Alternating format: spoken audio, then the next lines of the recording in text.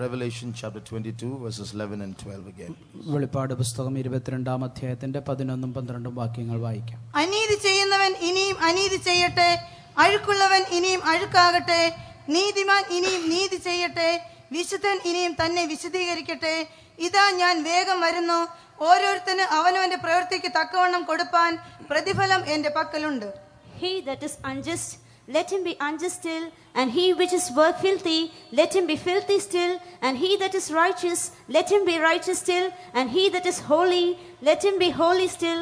And behold, I come quickly, and my reward is with me, to give every man according as his work shall be. For those who didn't come yesterday, I will just give a short recap of what was told yesterday. ഇന്നലെ കടന്നു വരുവാൻ കഴിയാത്തവർക്കായി ഇന്നലെ പറഞ്ഞ കാര്യങ്ങൾ ചുരുക്കമായി ഞാൻ ആവർത്തിക്കാം. As most of you will know, the topic of the Bible studies these days is spiritual war. നിങ്ങളിൽ എല്ലാവർക്കും തന്നെ അറിയാവുന്നതുപോലെ ഈ ദിവസങ്ങളിലുള്ള വേദപാഠ ക്ലാസിന്റെ അതിന്റെ പേര് ആത്മീക യുദ്ധം എന്നാണ്. This spiritual war is in two parts. ഈ ആത്മീക യുദ്ധം എന്നുള്ളത് രണ്ട് ഭാഗത്താണ് ഉള്ളത്. One is the personal battles or the trials that we are facing every day. ഒന്ന് നമ്മുടെ ഓരോ ദിവസത്തെയും ജീവിതത്തിൽ നാം എതിരിടുന്നതായ ഓരോ പരീക്ഷകളെ കാണിക്കുന്നു. And then at the second level, we collectively, we are all going to get together and fight a big major battle before the coming of the Lord against the forces of darkness. രണ്ടാമതായി നാം എല്ലാവരും ഒന്ന് ചേർന്ന് അന്ധകാര ശക്തികൾക്കെതിരെ ഒന്ന് ചേർന്ന് ഒരു വലിയ യുദ്ധം ചെയ്യുവാൻ പോകുന്നു. Many of us know that Jesus is coming soon. നമ്മിൽ അനേകർക്കും കർത്താവായ യേശു വേഗം വരുന്നു എന്നുള്ളത് അറിയാം. We also know there's a big revival before that. അതിനു മുമ്പ് വലിയൊരു ഉണർവുണ്ടാകുമെന്ന് നമുക്കറിയാം. But we should also know that part of that revival is waging a big war. ആ ഉണർവിന്റെ ഒരു ഭാഗം ഒരു വലിയ യുദ്ധം ചെയ്യുകയാണ് എന്നുള്ളത് നാം മനസ്സിലാക്കണം. We extensively saw many verses yesterday to prove that there's such a war before the coming of the Lord. കർത്താവിന്റെ വരവിന് മുമ്പ് അപ്രകാരം ഒരു യുദ്ധം ഉണ്ടാകുമെന്ന് കാണിക്കേണ്ടതിന് നാം പല വചനങ്ങൾ വിശദമായി ഇന്നലെ കണ്ടതാണ്. We also saw another important factor, that to participate and qualify for that major battle, for us to be good soldiers of Christ in that major battle that is to come, we have to learn to fight our personal battles well. നമുക്ക് വരുവാനുള്ള വലിയ യുദ്ധത്തിൽ പങ്കെടുക്കുവാൻ യോഗ്യരായി തീരേണ്ടതിന്, ആ യുദ്ധത്തിൽ ക്രിസ്തുവിന്റെ നല്ല പടയാളികളായി യുദ്ധം ചെയ്യേണ്ടതിന് നമ്മുടെ ഇന്നുള്ള ജീവിതത്തിലെ ആ ചെറിയ യുദ്ധങ്ങളിൽ നാം ജയമെടുക്കേണ്ടത് ആവശ്യമായിരിക്കുന്നു. Just like a boxer, before he goes into the ring, he uses a punching bag to strengthen his fists. In the same way, our personal battles which we face every day are strengthening us to fight in that big battle. ഒരു ബോക്സിംഗുകാരൻ താൻ യഥാർത്ഥ മത്സരത്തിന് പോകുന്നതിന് മുമ്പായി തന്റെ മുഷ്ടികൾക്ക് ബലം വർദ്ധിപ്പിക്കേണ്ടതിന് താൻ ഒരു വലിയ സഞ്ചിയിൽ ഇടിച്ചു പരിശീലിക്കുന്നത് പോലെ നമുക്കും ആ വലിയ യുദ്ധം ചെയ്യേണ്ടതിന് മുമ്പ് ഒരു അഭ്യസനം ആവശ്യമായിരിക്കുന്നു. But unfortunately, instead of using these battles as a training ground for us to cultivate our spiritual capabilities, we are more bothered about deliverance, or we are trying to have the quick way to come out of these and be free and happy all the time. ദുഃഖകരമായ സത്യം എന്നുള്ളത് നമ്മുടെ ഈ ചെറിയ ചെറിയ പോരാട്ടങ്ങൾ, യുദ്ധങ്ങൾ നമുക്ക് വരുവാനുള്ള വലിയ യുദ്ധത്തിന് നമ്മെ തന്നെ ഒരുക്കേണ്ടതിനുള്ള പരിശീലനമായി കാണുന്നതിന് പകരമായി നാം പലപ്പോഴും ഇതിൽ നിന്ന് എത്രയും പെട്ടെന്ന് ഒരു വിടുതൽ പുറത്തു വരുന്ന അനുഭവം വരുവാൻ ആഗ്രഹിക്കുന്ന അനുഭവമാണ് നമുക്കുള്ളത്. So instead of using these trials and battles to grow up, we are only more bothered about being happy and free. We have become pleasure loving people. ഈ യുദ്ധങ്ങൾ മുഖാന്തരം നാം വളർന്നു വരുന്നതിന് പകരമായി എപ്പോഴും നാം ആഗ്രഹിക്കുന്നത് സന്തോഷമായി, സുഖകരമായി, സ്വാതന്ത്ര്യമായി ഇരിക്കണം എന്നുള്ളതാണ്. A second standard student is not bothered about the results that he will get. He is more bothered about the holidays that come after the exams. രണ്ടാം ക്ലാസ്സിൽ പഠിക്കുന്ന ഒരു കുട്ടി തന്റെ പരീക്ഷയുടെ മാർക്കിനെ കുറിച്ചല്ല താൻ ആവലാതിപ്പെടുന്നത്, അത് കഴിഞ്ഞ് ലഭിക്കുവാൻ പോകുന്ന അവധി ദിനങ്ങളെ കുറിച്ചാണ്. More than the results, the 2 months of summer holidays, that's what makes him happy. ആ പരീക്ഷയുടെ മാർക്കുകൾ വരുന്നതിലുപരിയായി തനിക്ക് 2 മാസക്കാലം അവധിയുണ്ട്, അതാണ് തന്നെ സന്തോഷവാനാക്കുന്നത്. Many of us in our trials, we are like those second standard students. Instead of knowing how we did, how we fared in our exams, in our spiritual trials or battles, we are only bothered and happy about our deliverance. നമ്മിൽ പലരും ഈ കുട്ടികളെ പോലെയാണ്. നാം നമ്മുടെ പരീക്ഷകളാകുന്ന ആ ചെറിയ ദൈനംദിന പോരാട്ടങ്ങൾ, യുദ്ധങ്ങളിൽ എപ്രകാരം നാം പോരാടി എന്നുള്ളതിനേക്കാൾ ഉപരിയായി അതിൽ നിന്നൊരു വിടുതൽ ലഭിക്കുന്നതിനെ കുറിച്ചാണ് പലപ്പോഴും നാം കരുതൽ ഉള്ളവരായി കാണപ്പെടുന്നത്. So instead of growing up to face that big battle, we have heaped up a lot of arrears to clear. നാം ആ വലിയ യുദ്ധം അത് നേരിടുവാൻ പരിശീലിക്കുന്നതിന് പകരമായി ഒരു പല കാര്യങ്ങൾ കുന്നുകൂട്ടി വെക്കുകയാണ്. What gave Abraham the boldness to sacrifice his only child that he had? അബ്രഹാമിനുണ്ടായിരുന്ന ഏകജാതനായ പുത്രനെ അവനെ ബലി കഴിക്കുവാൻ അബ്രഹാമിനെ പ്രേരിപ്പിച്ചത് എന്താണ്? What gave him the faith that God was able to raise up a dead Isaac? മരിച്ച ഒരു ഇസ്ഹാക്കിനെ ഉയർപ്പിക്കുവാൻ കഴിയുമെന്നുള്ള വിശ്വാസം തനിക്ക് ലഭിച്ചത് എങ്ങനെയാണ്? It was the faith that was already built up in waiting for that son for 25 years. 25 വർഷക്കാലം ആ പുത്രന് വേണ്ടി കാത്തിരിക്കുന്നതിനാൽ തനിക്കുണ്ടായ തന്നിൽ വളർന്നു വന്ന ആ വിശ്വാസം മൂലമാണത്. So the faith developed in one trial was able to succeed in the next trial.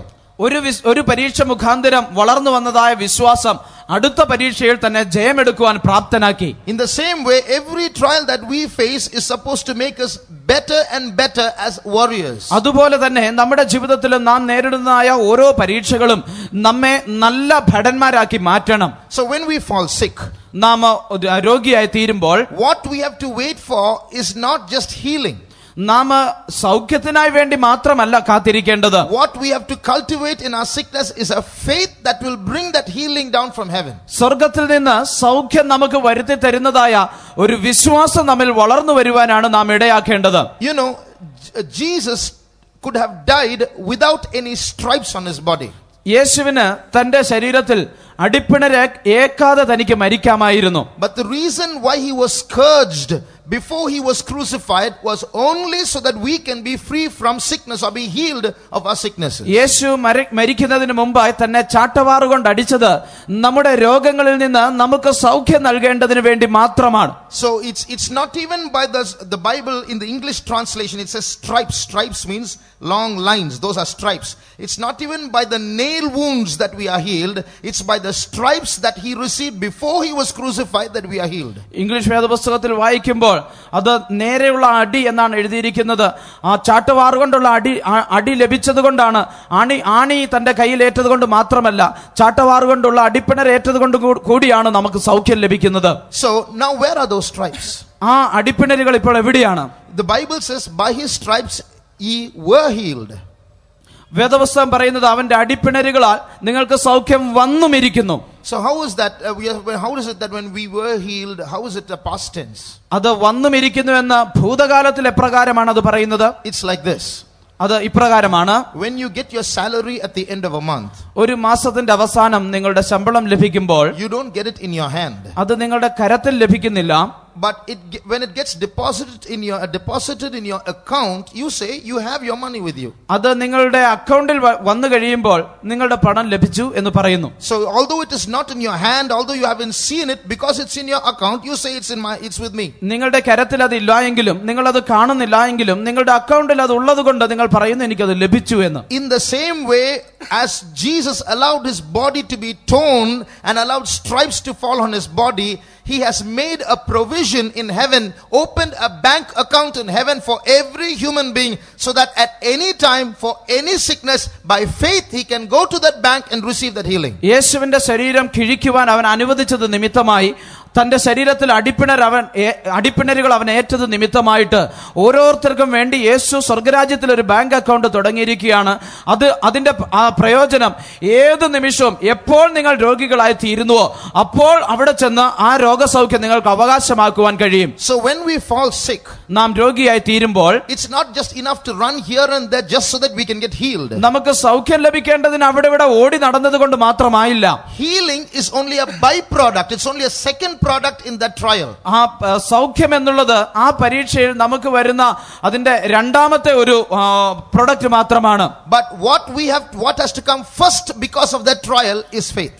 എന്നാൽ ആ പരീക്ഷ നിമിത്തം നമുക്കുണ്ടാകേണ്ട ആദ്യത്തെ വസ്തു വിശ്വാസമാണ്. So often when we testify after we fall sick, we only testify about the healing, but we forget the more important part, the faith that we should have cultivated in that sickness. എന്നാൽ നാം രോഗികളായി തീർന്നതിന് ശേഷം പലപ്പോഴും സാക്ഷ്യം പറയുമ്പോൾ നാം സൗഖ്യത്തെക്കുറിച്ച് മാത്രം പറയാറുണ്ട്, എന്നാൽ അതുവഴി ലഭിച്ച വിശ്വാസത്തെക്കുറിച്ച് പലപ്പോഴും നാം പറയാറില്ല. So may God give us the grace in all our trials to develop those spiritual capabilities through our trials. നമ്മുടെ ഓരോ പരീക്ഷകളിലും ഓരോ പരീക്ഷകൾ മുഖാന്തരവുമായി ആത്മീകമായ ഗുണഗണങ്ങൾ വളർത്തിയെടുക്കുവാൻ ദൈവം നമ്മെ സഹായിക്കട്ടെ. If any one of you is sick today, ഇന്ന് നിങ്ങളിൽ ആരെങ്കിലും രോഗിയാണെങ്കിൽ, the Spirit of the Lord spoke to me this morning that when you're going to have your dinner, you pray, bless your food and eat. And the Bible says, I will bless your bread and your water and take away sickness from you. ഇന്ന് രാവിലെ കാലം ദൈവത്തിന്റെ ആത്മാവ് എന്നോട് ഇപ്രകാരം സംസാരിക്കുകയുണ്ടായി.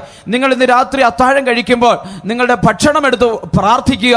ദൈവത്തിന്റെ വചനം ഇപ്രകാരം പറയുന്നു, ഞാൻ നിന്റെ അപ്പവും വെള്ളത്തെയും ആശീർവദിച്ച് രോഗത്തെ നിന്റെ മധ്യത്തിൽ നിന്ന് നീക്കിക്കളയുമെന്ന്. The food that you eat might be simple food. It might lack the vitamins and the proteins and the nutrients that you need for a balanced diet. നിങ്ങൾ കഴിക്കുന്ന ഭക്ഷണം ഒരുപക്ഷെ സാധാരണ ഭക്ഷണമായിരിക്കാം. നിങ്ങൾക്ക് ആവശ്യമായ സമീകൃത ആഹാരത്തിന് വേണ്ടതായ വൈറ്റമിൻസും പ്രോട്ടീനും ഒന്നും അതിൽ ഉണ്ടായിരിക്കുകയില്ലായിരിക്കാം. But when you pray over your food, it gets an added nutrient which no other food in the world has. എന്നാൽ നിങ്ങൾ അത് വെച്ച് പ്രാർത്ഥിക്കുമ്പോൾ ഈ ലോകത്തിലുള്ള മറ്റൊരു ഭക്ഷണത്തിനും ഇല്ലാത്ത ഒരു പ്രത്യേക വസ്തു അതിലേക്ക് ചേർക്കപ്പെടുന്നു. That's called God's blessing. അതാണ് ദൈവത്തിന്റെ അനുഗ്രഹം. So when God's blessing is in that food, whatever sickness you have, it's going to go away. ദൈവത്തിന്റെ അനുഗ്രഹം അതിലുള്ളപ്പോൾ നിങ്ങൾക്കുള്ള രോഗം എന്തുമായിക്കൊള്ളട്ടെ അത് നീങ്ങിപ്പോകും. So today when you have your dinner, you pray over your food, bless it and exercise your faith. Lord, I've blessed this in your name and I know I'm going to be healed. God's going to heal some of you. ഇന്ന് രാത്രി നിങ്ങൾ ഭക്ഷണം കഴിക്കുമ്പോൾ അതെടുത്ത് പ്രാർത്ഥിച്ച് അതിനെ വാഴ്ത്തി അനുഗ്രഹിച്ച്, കർത്താവേ ഞാൻ വിശ്വസിക്കുന്നു, ഇത് എന്നെ സൗഖ്യമാക്കണമേ എന്ന് പറയുമ്പോൾ ഇന്ന് രാത്രി നിങ്ങളിൽ ചിലർ സൗഖ്യമാകുവാൻ പോകുകയാണ്. Now we will return to the key verse that we saw just now. നാം ഇപ്പോൾ വായിച്ചതായ കുറിവാക്യത്തിലേക്ക് നമുക്ക് മടങ്ങി വരാം. He that is holy, let him be holy still. വിശുദ്ധൻ ഇനിയും തന്നെ വിശുദ്ധീകരിക്കട്ടെ. He that is righteous, let him be righteous still. നീതിമാൻ ഇനിയും നീതി ചെയ്യട്ടെ. So he that is filthy, let him be even more filthy. അഴുക്കുള്ളവൻ ഇനിയും അഴുക്കാടട്ടെ. He that is unjust, let him be even more unjust. അനീതി ചെയ്യുന്നവൻ ഇനിയും അനീതി ചെയ്യട്ടെ. So just you see, these are two waves of powers or forces that are working in these last days. ഇത് നമുക്ക് ഈ അവസാന നാളുകളിൽ പ്രവർത്തിക്കുന്ന ശക്തിയുടെ രണ്ട് തരംഗങ്ങൾ പോലെയാണ് എന്ന് നമുക്ക് കാണുവാൻ കഴിയും. One is attempting to sweep mankind in one direction from holiness to even more holiness. ഒന്ന് മനുഷ്യനെ വിശുദ്ധിയിൽ നിന്ന് അതിനേക്കാൾ വലിയ വിശുദ്ധിയിലേക്ക് മനുഷ്യനെ ഒഴുക്കിക്കൊണ്ടു പോകുവാൻ ശ്രമിക്കുന്നു. That's the force of good. അത് നന്മയുടെ ശക്തിയാണ്. There's another force of evil working amongst humans, trying to drive man in the direction of evil, from filthiness to even worse filth. മനുഷ്യരുടെ ഇടയിൽ പ്രവർത്തിക്കുന്ന തിന്മയുടെ മറ്റൊരു ശക്തിയുണ്ട്. അത് മനുഷ്യനെ തിന്മയിൽ നിന്ന് അശുദ്ധിയിൽ നിന്ന് വീണ്ടും അശുദ്ധിയിലേക്ക് ഒഴുക്കിക്കൊണ്ടു പോകുവാൻ ശ്രമിക്കുന്നു. And as Jesus, the coming of the Lord gets closer and closer, these waves of these two forces are going to work even more powerfully and turn out into a spiritual battle. ഈ കർത്താവിന്റെ വരവ് അടുത്തു വരുന്തോറും ഈ രണ്ട് ശക്തികളും അധികം ശക്തിയോടെ പ്രവർത്തിക്കുകയും അത് അവസാനം ഒരു വലിയ യുദ്ധമായി തീരുകയും ചെയ്യും. Now we are going to see a few things as to how these powers are operating in these last days. ഈ അവസാന നാളുകളിൽ ഈ ശക്തികൾ എപ്രകാരമാണ് പ്രവർത്തിക്കുന്നത് എന്ന് നമുക്ക് പരിശോധിക്കാം. When you turn to Isaiah chapter 60 and read verses 1 and 2. യെശയ്യാ പ്രവചനം 60-ാം അധ്യായത്തിന്റെ 1-2 വാക്യങ്ങൾ വായിക്കുമ്പോൾ, എഴുന്നേറ്റ് പ്രകാശിക്ക, നിന്റെ പ്രകാശം വന്നിരിക്കുന്നു, യഹോവയുടെ തേജസ്സും നിന്റെ മേൽ ഉദിച്ചിരിക്കുന്നു. അന്ധകാരം ഭൂമിയെയും കൂരിരുട്ട് ജാതികളെയും മൂടുന്നു. നിന്റെ മേലോ യഹോവ ഉദിക്കും, അവന്റെ തേജസ്സും നിന്റെ മേൽ പ്രത്യക്ഷമാകും. Arise, shine, for thy light is come, and the glory of the Lord is risen upon thee. For behold, the darkness shall cover the earth, and gross darkness the people. But the Lord shall arise upon thee, and his glory shall be seen upon thee. Now many of us know that this darkness and gross darkness mentioned here refers to the tribulation and great tribulation period. ഇവിടെ അന്ധകാരമെന്നും കൂരിരുട്ട് എന്ന് എഴുതിയിരിക്കുന്നതും വരുവാനുള്ളതായ ഉപദ്രവകാലത്തെ മഹാ ഉപദ്രവകാലത്തെയും കാണിക്കുന്നുവെന്ന് ഇവിടെ കൂടിയിരിക്കുന്ന പലർക്കും അറിയാമല്ലോ. So these two verses are going to be fulfilled around the coming of the Lord. ഈ രണ്ട് വാക്യങ്ങളും നിറവേറ്റപ്പെടുവാൻ പോകുന്നത് കർത്താവിന്റെ വരവിനോടനുബന്ധിച്ചായിരിക്കും. So on the one side light is going to shine, on the other side darkness is going to engulf the earth. ഒരു വശത്ത് പ്രകാശം ഉദിക്കുമ്പോൾ മറുഭാഗത്ത് കൂരിരുട്ട് ഭൂമിയെ മൂടുന്നു. Now we are going to see this verse in a different angle. ഈ വാക്യത്തെ നമുക്ക് മറ്റൊരു ഭാഗത്ത് നിന്ന് ചിന്തിക്കാം. It says here darkness will cover the earth and great darkness is going to cover the people. ഇവിടെ അന്ധകാരം ഭൂമിയെയും കൂരിരുട്ട് ജാതികളെ മനുഷ്യരെ മൂടുന്നു എന്ന് അവിടെ എഴുതിയിരിക്കുന്നു. Now we are going to see how this is happening. ഇത് എപ്രകാരം സംഭവിക്കുന്നു എന്ന് നമുക്ക് കാണാം. So it says in the last days before Jesus comes darkness is going to cover the earth. അവസാന നാളുകളിൽ യേശു വരുന്നതിന് മുമ്പായി അന്ധകാരം ഭൂമിയെ മൂടുവാൻ പോകുന്നു. Now we already know that there are spirits already on the prowl all over this world. നമുക്ക് ഈ ഭൂലോകം മുഴുവനും ഇപ്പോൾ ആത്മാക്കൾ ഉണ്ട് എന്നുള്ളത് നമുക്കറിയാം. Evil spirits are at work already. There's darkness already in the earth. ദുഷ്ടാത്മാക്കൾ ഇപ്പോൾ തന്നെ പ്രവർത്തിക്കുന്നു, ഇപ്പോൾ തന്നെ അന്ധകാരം വ്യാപരിക്കുന്നു. So what does it mean that the darkness will cover the earth in the last days? അവസാന നാളുകളിൽ അന്ധകാരം ഭൂമിയെ മൂടും എന്ന് പറഞ്ഞാൽ അതിന്റെ അർത്ഥം എന്താണ്? It means evil spirits will start operating in this world in a way which it has not happened before. അതിന്റെ അർത്ഥം ഇതുവരെയും സംഭവിച്ചിട്ടില്ലാത്ത വിധത്തിൽ ദുഷ്ടശക്തികൾ ദുഷ്ട ആത്മാക്കൾ ഭൂമിയിൽ പ്രവർത്തിക്കുവാൻ തുടങ്ങും. Now we are going to look at our chart now. ഇപ്പോൾ നമ്മുടെ ചാർട്ടിലേക്ക് നമുക്ക് ശ്രദ്ധിക്കാം. For the past 50 years or 60 years, കഴിഞ്ഞ 50-60 വർഷമായി there have been some strange sightings in outer space. ബാഹ്യമായ ഭൂമിയുടെ അന്തരീക്ഷത്തിന് പുറത്ത് ചില പ്രത്യേക കാഴ്ചകളൊക്കെ ഉണ്ടായിരുന്നു. People who look up into the skies are able to see some vehicles that are flying in the skies around objects that haven't been made by anyone on earth.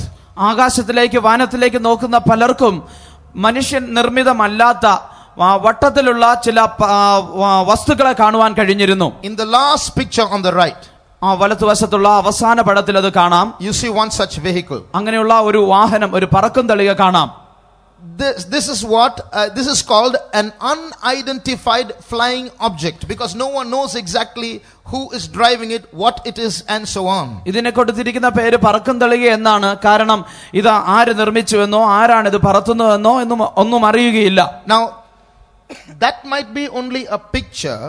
അതൊരു പടം മാത്രമായിരിക്കാം. But to the left of it, അതിന്റെ ഇടതുവശത്ത്, this is a photograph taken in the night in America. ഇത് അമേരിക്കയിൽ ഒരു രാത്രികാലം എടുത്തതായ ഒരു ഫോട്ടോയാണ്. You see 4 lights in the sky there. അവിടെ ആകാശത്ത് 4 വെളിച്ചങ്ങൾ കാണുന്നു. They are moving vehicles. അവ ഈ പറക്കും തളികകളാണ്. So this is being happening very frequently in America, in China and in other parts of the world. അമേരിക്കയിലും ചൈനയിലും ലോകത്തിന്റെ മറ്റു പല ഭാഗങ്ങളിലുമൊക്കെ ഇത് സാധാരണ നടക്കുന്ന ഒരു കാര്യമായി തീർന്നിരിക്കുന്നു. What are these vehicles? എന്താണ് ഈ വാഹനങ്ങൾ? Now it's increasing so much and becoming so popular that once upon a time this was part of science fiction, but now it's no more a joke. ഒരു കാലത്ത് ഇത് ശാസ്ത്ര സങ്കല്പങ്ങളുടെ ഭാഗമായിരുന്നു. എന്നാൽ ഇത് വർദ്ധിച്ച് അധികരിച്ചു വന്നത് നിമിത്തമായിട്ട് ഇന്നതൊരു തമാശയല്ല, അതൊരു യാഥാർത്ഥ്യമായി കാണുന്നു. Every year there are 4,000 sightings of such UFOs. ഏകദേശം 4000-ഓളം ഇപ്രകാരമുള്ള പറക്കും തളികകൾ ഒരു വർഷം കാണുന്നു എന്നാണ് കണക്കാക്കപ്പെടുന്നത്. Today NASA is speaking about it. ഇന്ന് നാസ അതിനെക്കുറിച്ച് സംസാരിക്കുന്നു. The UNO is speaking about it. UNO അതിനെക്കുറിച്ച് ഇന്ന് സംസാരിക്കുന്നു. The Royal Society of England is speaking about it. Royal society of England അതിനെക്കുറിച്ച് സംസാരിക്കുന്നു. The Vatican is speaking about it. Vatican അതിനെക്കുറിച്ച് സംസാരിക്കുന്നു. So it's no more a joke. അത് ഇനിയൊരു തമാശയല്ലേ അത്. So people are watching the skies today. Scientists are watching the skies today and they have been making many observations about these UFOs. ഇന്ന് ശാസ്ത്രജ്ഞന്മാർ വാനനിരീക്ഷണം നടത്തിയിട്ട് ഇപ്രകാരമുള്ള പറക്കും തളികകളെ കുറിച്ച് അനേക നിരീക്ഷണങ്ങൾ അവർ നടത്തുന്നു. Many theories have been made about it. അതിനെക്കുറിച്ച് അനേക സിദ്ധാന്തങ്ങൾ ഉണ്ടാക്കിയിട്ടുണ്ട്. But I would like to present some important facts and theories about what is being said about these UFOs. ഈ പറക്കും തളികകളെ കുറിച്ച് പറയപ്പെടുന്ന ചില സത്യങ്ങളും ചില യാഥാർത്ഥ്യങ്ങളും ഞാൻ പറയുവാൻ ആഗ്രഹിക്കുന്നു. Now people claim that there is life on other planets, and people and other beings from other planets are now in these UFOs. They are the ones who are visiting this planet Earth. ചിലർ പറയുന്നത് മറ്റ് ഗ്രഹങ്ങളിൽ ജീവനുണ്ട് എന്നും അവിടെയുള്ള ജീവികളാണ് ഈ പറക്കും തളികകളിൽ മനുഷ്യനെ സന്ദർശിക്കുവാൻ വരുന്നത് എന്നുമാണ്. But the truth is, these are not beings on other planets. എന്നാൽ വാസ്തവം ഇത് മറ്റ് ഗ്രഹങ്ങളിലുള്ള ജീവിയൊന്നുമല്ല. They are demons in disguise. They are demons acting as though they are from other planets. മറ്റ് ഗ്രഹങ്ങളിൽ നിന്ന് വരുന്നത് പോലെ അഭിനയിക്കുന്ന പിശാചുക്കളാണ് അവ. Now, if demons come as demons, no one will receive them. ഒരു പിശാചിനെ പിശാചായിട്ട് തന്നെ വന്നാൽ ആരും അവനെ സ്വീകരിക്കുകയില്ല. But if demons come as though they are inhabiting another planet, a race that is advanced in science and technologies, they have an intelligence whereby they can solve the problems of this world, then people will welcome them. എന്നാൽ പിശാചുകൾ മറ്റ് ഗ്രഹത്തിൽ വസിക്കുന്ന ജീവികളുടെ രൂപം എടുത്തിട്ട് മനുഷ്യരെക്കാൾ വളരെ ശാസ്ത്രീയമായി പുരോഗതി പ്രാപിച്ചവരായിട്ട് അവരുടെ ശാസ്ത്രീയ പുരോഗതി കൊണ്ട് മനുഷ്യരുടെ പ്രശ്നങ്ങൾ പരിഹരിക്കുവാൻ കഴിയും എന്ന് പറഞ്ഞുകൊണ്ട് വന്നാൽ തീർച്ചയായിട്ടും മനുഷ്യർ അവരെ സ്വീകരിക്കും. So when you see problems being increasing in this world, ഈ ലോകത്തിൽ പ്രശ്നങ്ങൾ വർദ്ധിച്ചു വരുന്നത് കാണുമ്പോൾ, and people around will see there seems to be no solution, it's getting endless. ഇതിന് അവസാനമില്ല, പരിഹാരമില്ലാത്ത അവസ്ഥയിലേക്ക് ഇത് വളർന്നു വരുന്നത് മനുഷ്യർ കാണുമ്പോൾ, when they see there are other sources of intelligence which can solve these world's problems, ഈ ലോകത്തിന്റെ പ്രശ്നങ്ങൾ പരിഹരിക്കുവാൻ കഴിയുന്ന ജ്ഞാനത്തെ അവർ കാണുമ്പോൾ, then they will try to reach out to them to get their help so that these world's problems can be solved. ഈ ലോകത്തിന്റെ പ്രശ്നങ്ങൾ പരിഹരിക്കുവാനായി ആ മനുഷ്യർ അവരുടെ സഹായം തേടും. So now the people in this world are trying to contact these extraterrestrials, people from other planets apart from this earth, and are trying to establish contact with them. ഇപ്പോൾ ഭൂമിയിലുള്ള മനുഷ്യർ ഭൂമിക്ക് വെളിയിൽ മറ്റു ഗ്രഹങ്ങളിൽ വസിക്കുന്നതായി കരുതപ്പെടുന്ന ഇപ്രകാരമുള്ള ജീവികളോട് ഒരു സമ്പർക്കം പുലർത്തുവാൻ ശ്രമിച്ചുകൊണ്ടിരിക്കുകയാണ്. Scientists and other people who are doing research on this are not able to exactly say what's happening, but they know that strange things are happening all over this world. ഈ വിഷയങ്ങളെക്കുറിച്ച് ഗവേഷണം നടത്തുന്ന ശാസ്ത്രജ്ഞർക്കും മറ്റുള്ളവർക്കും എന്താണ് വാസ്തവമായി സംഭവിക്കുന്നത് എന്ന് വ്യക്തമായി പറയുവാൻ കഴിയുന്നില്ല എങ്കിലും അവർ പറയുന്ന ഒരു കാര്യമുണ്ട്, ഏതോ ചില അപരിചിതമായ കാര്യങ്ങൾ ഈ ലോകത്തിൽ സംഭവിച്ചുകൊണ്ടിരിക്കുന്നു. Recently many people have been kidnapped or abducted from this world. They just disappear out of sight. അല്പകാലം മുമ്പ് ഈ ഭൂമിയിൽ നിന്ന് ചില മനുഷ്യരെ തട്ടിക്കൊണ്ടു പോകുന്നത് പോലെ അവർ ഭൂമിയിൽ നിന്ന് അപ്രത്യക്ഷരായി തീരുവാനിടയായി. So people are suspecting that these aliens from outer space are kidnapping human beings for particular reasons. മനുഷ്യർ സംശയിക്കുന്നത് അന്യഗ്രഹ ജീവികൾ അവർ മനുഷ്യരെ ചില പ്രത്യേക ആവശ്യങ്ങൾക്ക് വേണ്ടി ഇവിടെ നിന്ന് തട്ടിയെടുത്തു എന്നാണ്. Those reasons are too bizarre for me to present them in a public place like this. I cannot say that in public, the reasons. അതിന്റെ കാരണങ്ങൾ പൊതുവിൽ പറയുവാൻ കഴിയുന്നതല്ല.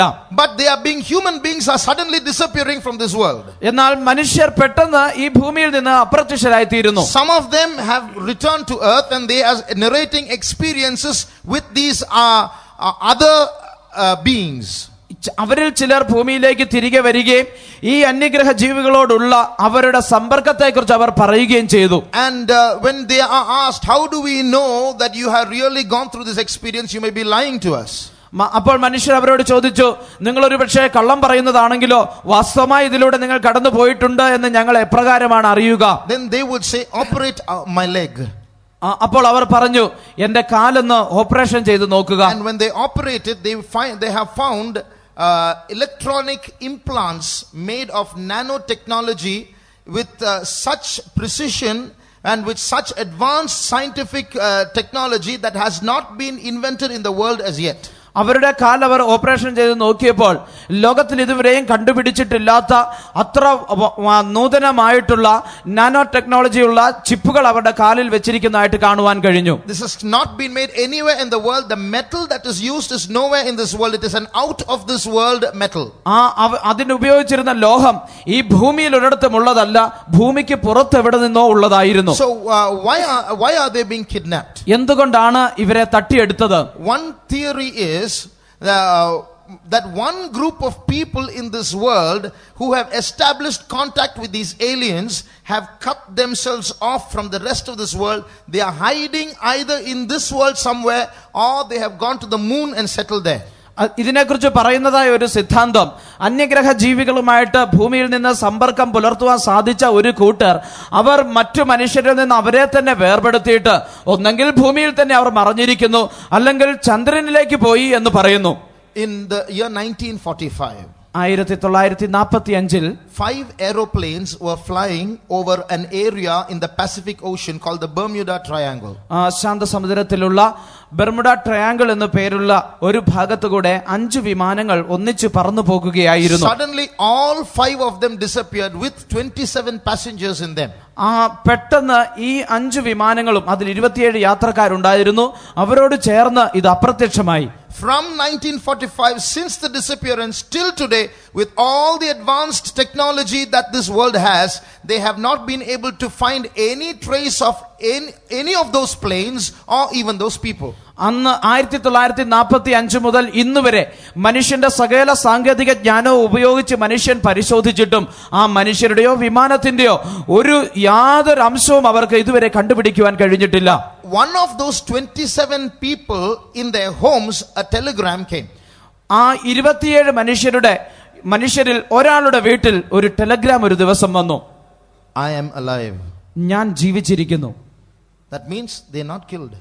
അതിന്റെ അർത്ഥം അവർ മരിച്ചിട്ടില്ല, കൊല്ലപ്പെട്ടിട്ടില്ല. They didn't fall into the sea and die. അവര് കടലിൽ വീണ് മരിച്ചിട്ടില്ല. If the planes had crashed into the sea, they should have been dead by now. വിമാനങ്ങൾ തകർന്നിരുന്നെങ്കിൽ അവർ കടലിൽ വീണ തീർച്ചയായിട്ടും മരിച്ചിരുന്നേനെ. Where did they go? അവരെവിടെ പോയി? Nobody knows. ആർക്കും അറിയുകയില്ല. People like this are disappearing all the time.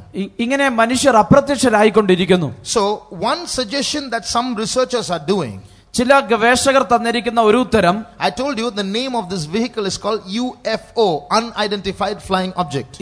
ഈ വാഹനങ്ങളുടെ പേര് തിരിച്ചറിയാൻ കഴിയാത്ത പറക്കുന്ന ഉപകരണം അല്ലെങ്കിൽ പറക്കം തളികയാണ് എന്ന് ഞാൻ പറഞ്ഞുവല്ലോ. Today there is a study called ufology. That means the study of UFOs. There's a subject like that. ഇന്ന് ഇതിനെക്കുറിച്ച് പഠിക്കുന്നതായ ഒരു വിഷയം തന്നെ ഉണ്ട്. So people are doing research on that. ഇപ്രകാരമുള്ള കാര്യത്തെക്കുറിച്ച് മനുഷ്യർ ഗവേഷണം നടത്തുന്നു. So those who are doing research are saying that there is a small group of people in the world who were human beings. They have now separated themselves from the rest of this world, contacted these aliens, and they have grown advanced in science and in technology more than the rest of this world. They are the ones who have invented these spaceships and those chips that are implanted in humans. ആ ഗവേഷണം നടത്തുന്നവരിൽ ചിലർ പറയുന്നത് ഭൂമിയിലുള്ള ഒരു കൂട്ടം മനുഷ്യർ ഈ അന്യഗ്രഹ ജീവികളുമായിട്ട് സമ്പർക്കം പുലർത്തിയിട്ട് അവർ മറ്റു മനുഷ്യരിൽ നിന്ന് തങ്ങളെ തന്നെ അവർ മാറ്റി മറഞ്ഞിരിക്കുന്നു. അങ്ങനെയുള്ളവരുടെ അവരുടെ ശാസ്ത്രം വളരെയധികം പുരോഗമിച്ചിട്ട് അവരാണ് ഇപ്രകാരമുള്ള പറക്കും തളിക പോലുള്ള വാഹനങ്ങൾ ഉണ്ടാക്കിയിരിക്കുന്നതും അവരാണ് ഇപ്രകാരമുള്ള ചിപ്പ് കാലിൽ വെച്ചതും എന്ന് ആണ് ഒരു കൂട്ടം ഗവേഷകർ പറയുന്നത്. Where they are hiding, nobody knows as yet. അവരെവിടെയാണ് മറഞ്ഞിരിക്കുന്നതെന്ന് ആർക്കും അറിയുകയില്ല. They may be hiding underground. അവർ ഒരുപക്ഷെ ഭൂമിക്കടിയിലായിരിക്കാം. They may be hiding underwater because those planes disappeared when they were over the sea. ഒരുപക്ഷെ അവ വെള്ളത്തിനടിയിലായിരിക്കാം. കാരണം ആ പറക്കം തളികകൾ വെള്ളത്തിന് മുകളിൽ കടലിന് മുകളിലാണ് അപ്രത്യക്ഷമായത്.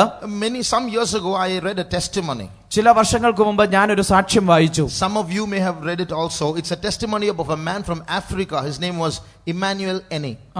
നിങ്ങളും ചിലർ ഒരുപക്ഷെ വായിച്ചിട്ടുണ്ടായിരിക്കാം. താൻ ആഫ്രിക്കയിൽ നിന്നുള്ള ഒരു മനുഷ്യനാണ്. തന്റെ പേര് Emmanuel. It's a big testimony, but I will make it short. അതൊരു വലിയ സാക്ഷ്യമാണ്. ഞാനത് ചുരുക്കമായി പറയാം. In part of his testimony, he says that he received magical powers to go underwater and remain many days underwater. തന്റെ സാക്ഷ്യത്തിന് ഇടയിൽ ഇപ്രകാരം താൻ പറയുന്നുണ്ട്, വെള്ളത്തിനടിയിൽ പോയി അനേക ദിവസങ്ങൾ അവിടെ താമസിക്കുവാൻ തക്കവണ്ണമുള്ള മന്ത്രവാദ ശക്തി താൻ പ്രാപിച്ചിരുന്നു എന്ന്. And he was taken underwater for the first time and he went in under the sea. He said there were huge buildings buildings, and there were factories, and there were computers, and there were television sets, and there was research going on underneath there. താൻ ആദ്യമായി വെള്ളത്തിനടിയിലേക്ക് പോയ സമയത്ത് വെള്ളത്തിന്റെ അടിയിൽ, കടലിനടിയിൽ വലിയ കെട്ടിടങ്ങളും ഫാക്ടറികളും കമ്പ്യൂട്ടറുകളും television സെറ്റുകളും ഒക്കെ താൻ കാണുവാനിടയായി. Then when I read that testimony, a question came: how can there be computer and TV sets and buildings underwater? How can there were many human beings there also, it seems, doing research. ആ സാക്ഷ്യം വായിച്ചപ്പോൾ എന്റെ ഹൃദയത്തിൽ ഒരു സംശയം വന്നു.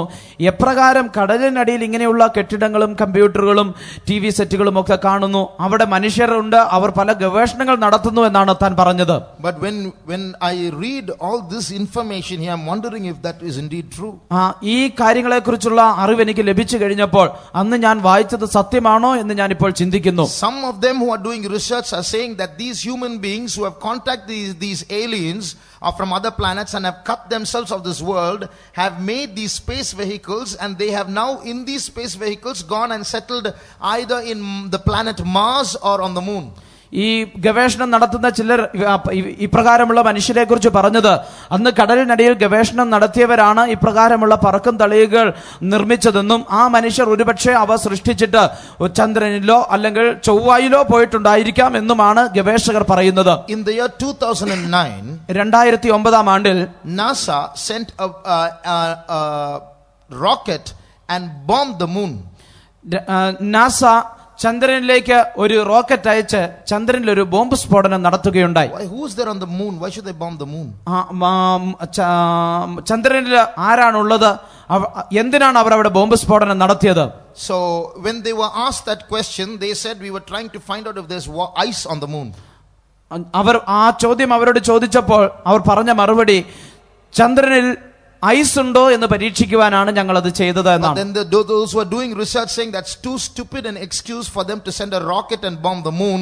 There's something else behind this. ഗവേഷണം നടത്തുന്ന ചിലർ പറയുന്നത്, ഈ ചന്ദ്രനിലേക്ക് ഒരു റോക്കറ്റ് അയച്ച് അവിടെ ബോംബ് പൊട്ടിക്കുവാൻ മാത്രം അത്ര വലിയ വിഡ്ഢികളാണോ അവർ? അതിന് പുറകിൽ മറ്റെന്തെങ്കിലും കാരണമുണ്ടായിരിക്കുമെന്നാണ്. So people are confused about what's happening, but something strange is happening all over this world these days. എന്താണ് സംഭവിക്കുന്നത് എന്നുള്ളതിനെ കുറിച്ച് മനുഷ്യർ സംശയാലുക്കളായിരിക്കുന്നു. എന്നാൽ എന്തോ ചില അപരിചിതമായ കാര്യങ്ങൾ നടക്കുന്നു എന്നുള്ളത് വാസ്തവമാണ്. But we as the children of God, we know a little bit what is happening. നാം ദൈവമക്കൾ ആകുന്നത് കൊണ്ട് എന്താണ് സംഭവിക്കുന്നത് എന്നുള്ളതിനെ കുറിച്ച് അല്പമൊക്കെ നമുക്കും അറിയാം. Darkness is covering the earth. അന്ധകാരം ഭൂമിയെ മൂടുന്നു. So darkness is going to come and cover the earth very soon. ഈ ഭൂമിയെ അന്ധകാരം അതിവേഗത്തിൽ മൂടുവാൻ പോകുന്നു. Now when you turn to Revelation chapter 12, വെളിപ്പാട് പുസ്തകം 12-ാം അധ്യായത്തിലേക്ക് വരുമ്പോൾ we read about Satan being cast into the earth. സാത്താനെ ഭൂമിയിലേക്ക് തള്ളിക്കളയുന്നതിനെ കുറിച്ച് അവിടെ വായിക്കുന്നു. Read verse 9. 9-ാം വാക്യം വായിക്കാം. ഭൂതലത്തെ മുഴുവൻ തെറ്റിച്ചു കളയുന്ന പിശാചും സാത്താനും എന്ന മഹാസർപ്പമായ പഴയ പാമ്പിനെ ഭൂമിയിലേക്ക് തള്ളിക്കളഞ്ഞു. And the great dragon was cast out, that old serpent called the devil and Satan, which deceiveth the whole world. He was cast out into the earth, and his angels were cast out with him. Now in English, it's not said he was cast into the earth. It said he was cast out into the earth.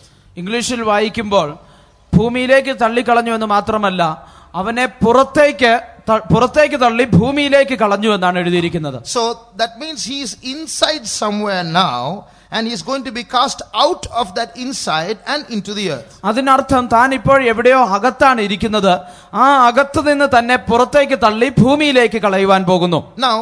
Now Satan is called the god of this world. സാത്താൻ ഈ ലോകത്തിന്റെ പ്രഭു അല്ലെങ്കിൽ ദൈവം എന്നാണ് അറിയപ്പെടുന്നത്. So he is ruling this world. താനാണ് ഈ ലോകത്തെ ഭരിക്കുന്നത്.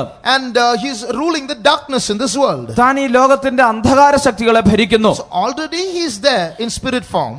ആത്മാവായി ഇപ്പോൾ തന്നെ താൻ ഭൂമിയിലുണ്ട്. Then why is it written in the Bible that he is going to be cast out into the earth after Jesus comes? പിന്നെ എന്തുകൊണ്ടാണ് വേദപുസ്തകത്തിൽ എഴുതിയിരിക്കുന്നത് യേശു വന്നതിന് ശേഷം അവനെ ഭൂമിയിലേക്ക് തള്ളിക്കളയുമെന്ന്? Which means he is going to be in this earth in a certain form that he is not now, in now. അതിനർത്ഥം ഇന്ന് താൻ ഭൂമിയിൽ ഇല്ലാത്ത അവസ്ഥയിൽ താൻ അന്ന് ഭൂമിയിൽ കാണപ്പെടും എന്നാണ്. So it is possible that when these demons pretending to be aliens, when they come down to rule this earth, they might walk like human beings or like other beings from other planets. They might have a shape and a form. ഒരുപക്ഷെ അതുകൊണ്ട് അന്യഗ്രഹ ജീവികളെ പോലെ നടിക്കുന്നതായ പിശാചുക്കൾ അവർ ഭൂമിയെ ഭരിക്കുവാൻ ഭൂമിയിലേക്ക് ഇറങ്ങി വരുമ്പോൾ മനുഷ്യരെ പോലെയുള്ള രൂപമെടുത്ത് മനുഷ്യരെ പോലെ നടക്കുന്നവരായി വന്നേക്കാം. So that's the meaning. Darkness is going to cover the earth. അതാണ് അന്ധകാരം ഭൂമിയെ മൂടുന്നു എന്നുള്ളതിന്റെ അർത്ഥം. Now we can see spirits entering into people and possessing them, but in those days it is likely that we can see spirits walking. ഇന്ന് പിശാചുക്കൾ മനുഷ്യരുടെ ഉള്ളിൽ കടന്ന് മനുഷ്യരെ ബന്ധിക്കുന്നത് നമുക്ക് കാണുവാൻ കഴിയുന്നു. എന്നാൽ അന്ന് പിശാചുക്കൾ നടക്കുന്നത് നമുക്ക് നേരിട്ട് കാണുവാൻ കഴിയും. So that's the meaning of darkness going to cover the earth. അതാണ് അന്ധകാരം ഭൂമിയെ മൂടുവാൻ പോകുന്നു എന്നതിന്റെ അർത്ഥം. So these terrible things are happening these days. ഇന്ന് ഈ ഭയാനകമായ കാര്യങ്ങൾ നടന്നുകൊണ്ടിരിക്കുന്നു. In fact, we are going to see a little later how many of the leaders of this world are having contact with these beings. അല്പം കഴിഞ്ഞ് ഈ ഭൂമിയിലെ നേതാക്കന്മാരിൽ പലർക്കും ഈ ജീവികളുമായി എപ്രകാരമുള്ള ബന്ധമുണ്ട് എന്നുള്ളതിനെ കുറിച്ച് നമുക്ക് കാണാം. Now this is one part of this verse. Isaiah 62, darkness shall cover the earth. This is one part now.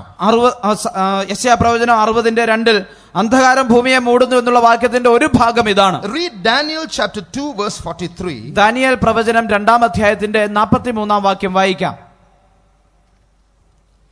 ഇരുമ്പും കളിമണ്ണും ഇടകലർന്നതായി കണ്ടതിന്റെ താല്പര്യമോ അവർ മനുഷ്യ ബീജത്താൽ തമ്മിൽ ഇടകലരുമെങ്കിലും. Enough. And whereas thou sawest iron mixed with miry clay, they shall mingle themselves with the seed of men. Now here is a possible clue about what's going to happen. എന്താണ് സംഭവിക്കുവാൻ പോകുന്നത് എന്നുള്ളതിനെ കുറിച്ചുള്ള ഒരു ചെറിയ സാഹചര്യ തെളിവ് നമുക്കിവിടെ കാണാം. Just think about this verse. ഈ വാക്യത്തെ കുറിച്ച് ഒന്ന് ചിന്തിക്കുക. It's written, they shall mingle with the seed of men. അവിടെ എഴുതിയിരിക്കുന്നത് അവർ മനുഷ്യ ബീജത്താൽ തമ്മിൽ ഇടകലരും എന്നാണ്. Who is they? ആരാണ് അവർ? They shall mingle with the seed of men.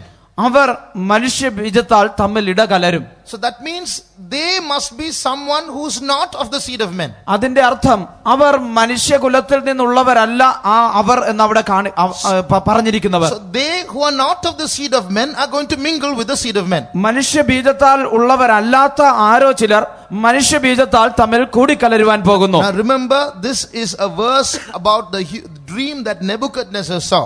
Nebuchadnezzar കണ്ടതായ സ്വപ്നത്തെക്കുറിച്ചുള്ള ഒരു വാക്യമാണിത്. About various empires that ruled throughout history. ചരിത്രത്തിൽ ഇന്നുവരെയും ഭരിച്ചതായ പല രാജാക്കന്മാരെ കുറിച്ചുള്ള കാര്യങ്ങൾ. And this is what's happening at the final stage where the foot of the image is. ഇത് അവസാന നാളുകളിൽ സംഭവിക്കുന്നതാണ്. തന്റെ ആ പ്രതിമയുടെ രൂപത്തിന്റെ പാദത്തിലുള്ള കാര്യമാണ് എഴുതിയിരിക്കുന്നത്. That's what's going to happen in the last days that we read about just now. അവസാന നാളുകളിൽ സംഭവിക്കുവാൻ പോകുന്നതിനെ കുറിച്ചാണ് നാം ഇപ്പോൾ വായിച്ചു കേട്ടത്. So it means some people or some beings that are not of the seed of men are going to mingle with men. അതിന്റെ അർത്ഥം മനുഷ്യ ബീജത്താൽ ഉള്ളവരല്ലാത്ത ആരോ ചിലർ മനുഷ്യ ബീജത്താൽ ഉള്ളവരുമായി ചേർന്ന് ഇടകലരുവാൻ പോകുകയാണ്. Now, keeping this in mind, we are going to the second part of that verse. ഈ കാര്യം മനസ്സിൽ വെച്ചുകൊണ്ട് അതേ വാക്യത്തിന്റെ അടുത്ത ഭാഗത്തേക്ക് നമുക്ക് പോകാം. It's written that not only shall darkness cover the earth, gross darkness is going to cover the people. അന്ധകാരം ഭൂമിയെ മൂടുമെന്ന് മാത്രമല്ല എഴുതിയിരിക്കുന്നത്, കൂരിരുട്ട് ജാതികളെ മൂടുമെന്ന് എഴുതിയിരിക്കുന്നു. So it's not just darkness cover the planet earth, there's another darkness going to cover the people of the earth also. ഭൂമി എന്നുള്ള ഗ്രഹത്തെ മൂടുവാൻ പോകുന്ന അന്ധകാരം മാത്രമല്ല, മനുഷ്യരെ കൂടി മൂടുന്നതായ ഒരു കൂരിരുട്ടിനെ കുറിച്ച് എഴുതിയിരിക്കുന്നു. What does that mean? എന്താണ് അതിന്റെ അർത്ഥം? A great deception is going to come and people are going to believe big lies. ഒരു വലിയ വഞ്ചന നടക്കുവാൻ പോകുന്നു. മനുഷ്യർ വലിയ ഭോഷ്ക് വിശ്വസിക്കുവാൻ പോകുന്നു. When Jesus was asked about the last days when he was on earth, യേശു ഭൂമിയിലായിരുന്നപ്പോൾ തന്നോട് അവസാന നാളുകളെ കുറിച്ച് ചോദിച്ചപ്പോൾ, when you turn to Luke chapter 21, ലൂക്കോസിന്റെ സുവിശേഷം 21-ാം അധ്യായം, the disciples asked him, Lord, when shall the end of the world be? When will all this happen?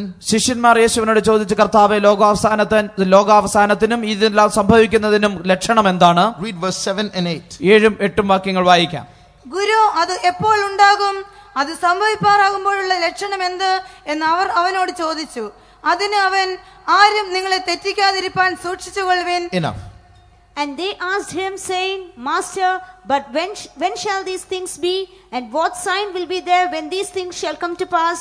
And he said, Take heed that he be not deceived. So in the beginning of a huge sermon that Jesus was saying about the last times, his opening statement is, take heed, don't be deceived.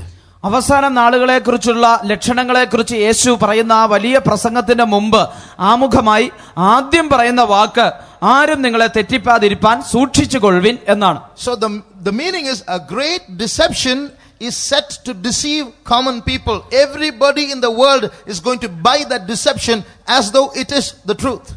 അതിനർത്ഥം ഈ ലോകത്തിലുള്ള മുഴുവൻ മനുഷ്യരെയും വഞ്ചിക്കുവാനുള്ള ഏതോ വലിയൊരു വഞ്ചന വരുവാൻ പോകുന്നു. അത് അവരെല്ലാം സത്യമെന്ന പോലെ വിശ്വസിക്കും എന്നാണ് അതിന്റെ അർത്ഥം. So many lies are spreading in this world today and people are believing it. ഇന്ന് അനേക ഭോഷ്ക് ലോകത്തിൽ പരക്കുന്നുണ്ട്, മനുഷ്യർ അത് വിശ്വസിക്കുന്നുമുണ്ട്. Now we are going to see how different ways people are being deceived. ഇന്ന് മനുഷ്യർ എപ്രകാരമാണ് വഞ്ചിക്കപ്പെടുന്നത് എന്നുള്ളത് നമുക്ക് കാണാം. How is this darkness going to cover the minds of people? എപ്രകാരമാണ് ഈ കൂരിരുട്ട് മനുഷ്യരുടെ മനസ്സിനെ മൂടുവാൻ പോകുന്നത്? Today, in so many places, meditation is increasing. ഇന്ന് അനേക സ്ഥലത്ത് യോഗാഭ്യാസം നടക്കുന്നതായി നമുക്ക് കാണാം. Meditation. യോഗ, ധ്യാനം നടക്കുന്ന കാണുവാൻ കഴിയും. So in schools, in colleges, in institutions, in factories, in workplaces, it's becoming more and more popular these days. സ്കൂളുകളില്, കോളേജുകളില്, ഫാക്ടറികളില്, സ്ഥാപനങ്ങളിലൊക്കെ അത് വളരെ ജനപ്രിയമായി മാറിക്കൊണ്ടിരിക്കുകയാണ്. Meditation and certain exercises. ധ്യാനവും ചില എക്സസൈസുകളും. Now, their claim is, by doing this meditation and exercises, you will increase your health, you will have stress release, and you will have concentration, and so on. ഈ ഇപ്രകാരമുള്ള ധ്യാനം ചെയ്യുന്നതും ഈ exercise ചെയ്യുന്നതും നിമിത്തമായിട്ട് അവർ പറയുന്നത് നമ്മുടെ മനുഷ്യർക്ക് കൂടുതൽ ഏകാഗ്രത കിട്ടും, അവരുടെ മനസ്സിലുള്ള സംഘർഷമെല്ലാം കുറഞ്ഞു കിട്ടും എന്നൊക്കെയാണ്. But that's what they say in front. അത് അവർ മുമ്പിൽ പറയുന്ന, അല്ലെ ആമുഖമായി പറയുന്നതാണ്. As they go one step further into that depth of that meditation, ആ ധ്യാനത്തിന്റെ കൂടുതൽ ആഴങ്ങളിലേക്ക് പോകുമ്പോൾ there is a philosophy behind it. അതിന് പുറകിൽ ഒരു തത്വജ്ഞാനമുണ്ട്.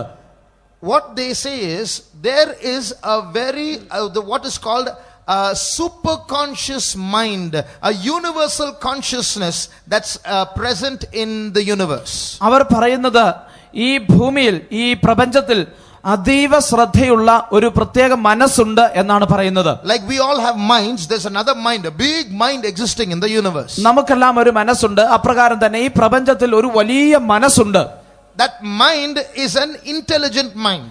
ആ മനസ്സിന് വളരെ ബുദ്ധിയുള്ള ഒരു മനസ്സാണ്. It's a very powerful mind. അതിന് വളരെ ശക്തിയുള്ള ഒരു മനസ്സാണ്. So now through this meditation we can make contact with that mind. ഈ ധ്യാന നിമിത്തമായിട്ട് ആ മനസ്സുമായിട്ട് മനുഷ്യന് സമ്പർക്കം പുലർത്താൻ കഴിയും. So what happens in meditation? Our thoughts become energy, they say. അവർ പറയുന്നത്, ധ്യാനിക്കുമ്പോൾ നമ്മുടെ ചിന്തകൾ ഊർജമായി മാറ്റപ്പെടുന്നു. So that energy will go and touch and contact that superconscious mind which has so much energy.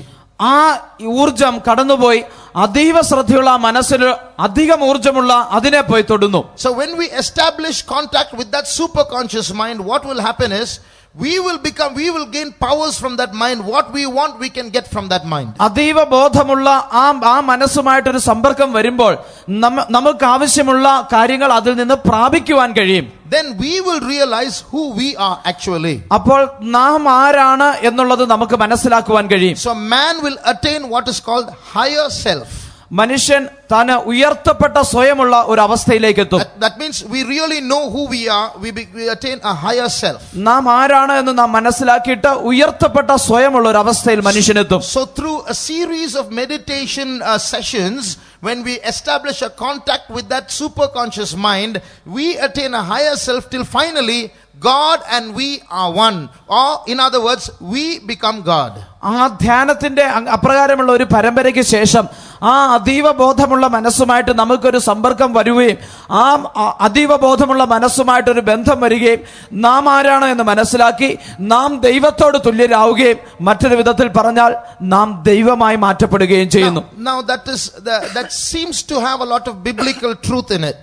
വേദപുസ്തകത്തിൽ അതിൽ ചില സത്യങ്ങൾ ഉള്ളതായിട്ട് നമുക്ക് കാണുവാൻ കഴിയും. We also believe in a big mind who is God. നമുക്കും ഒരു വലിയ ബോധമുള്ള വലിയ മനസ്സുള്ള ദൈവത്തെക്കുറിച്ച് നമുക്കറിയാം. The Bible also says that when he shall appear we shall be like him. We are also becoming transformed to be like God. വേദപുസ്തകം പറയുന്നത് അവൻ പ്രത്യക്ഷനാകുമ്പോൾ നാം അവനോട് സദൃശന്മാരാകും എന്ന് പറയുന്നു. നമുക്കതറിയാം.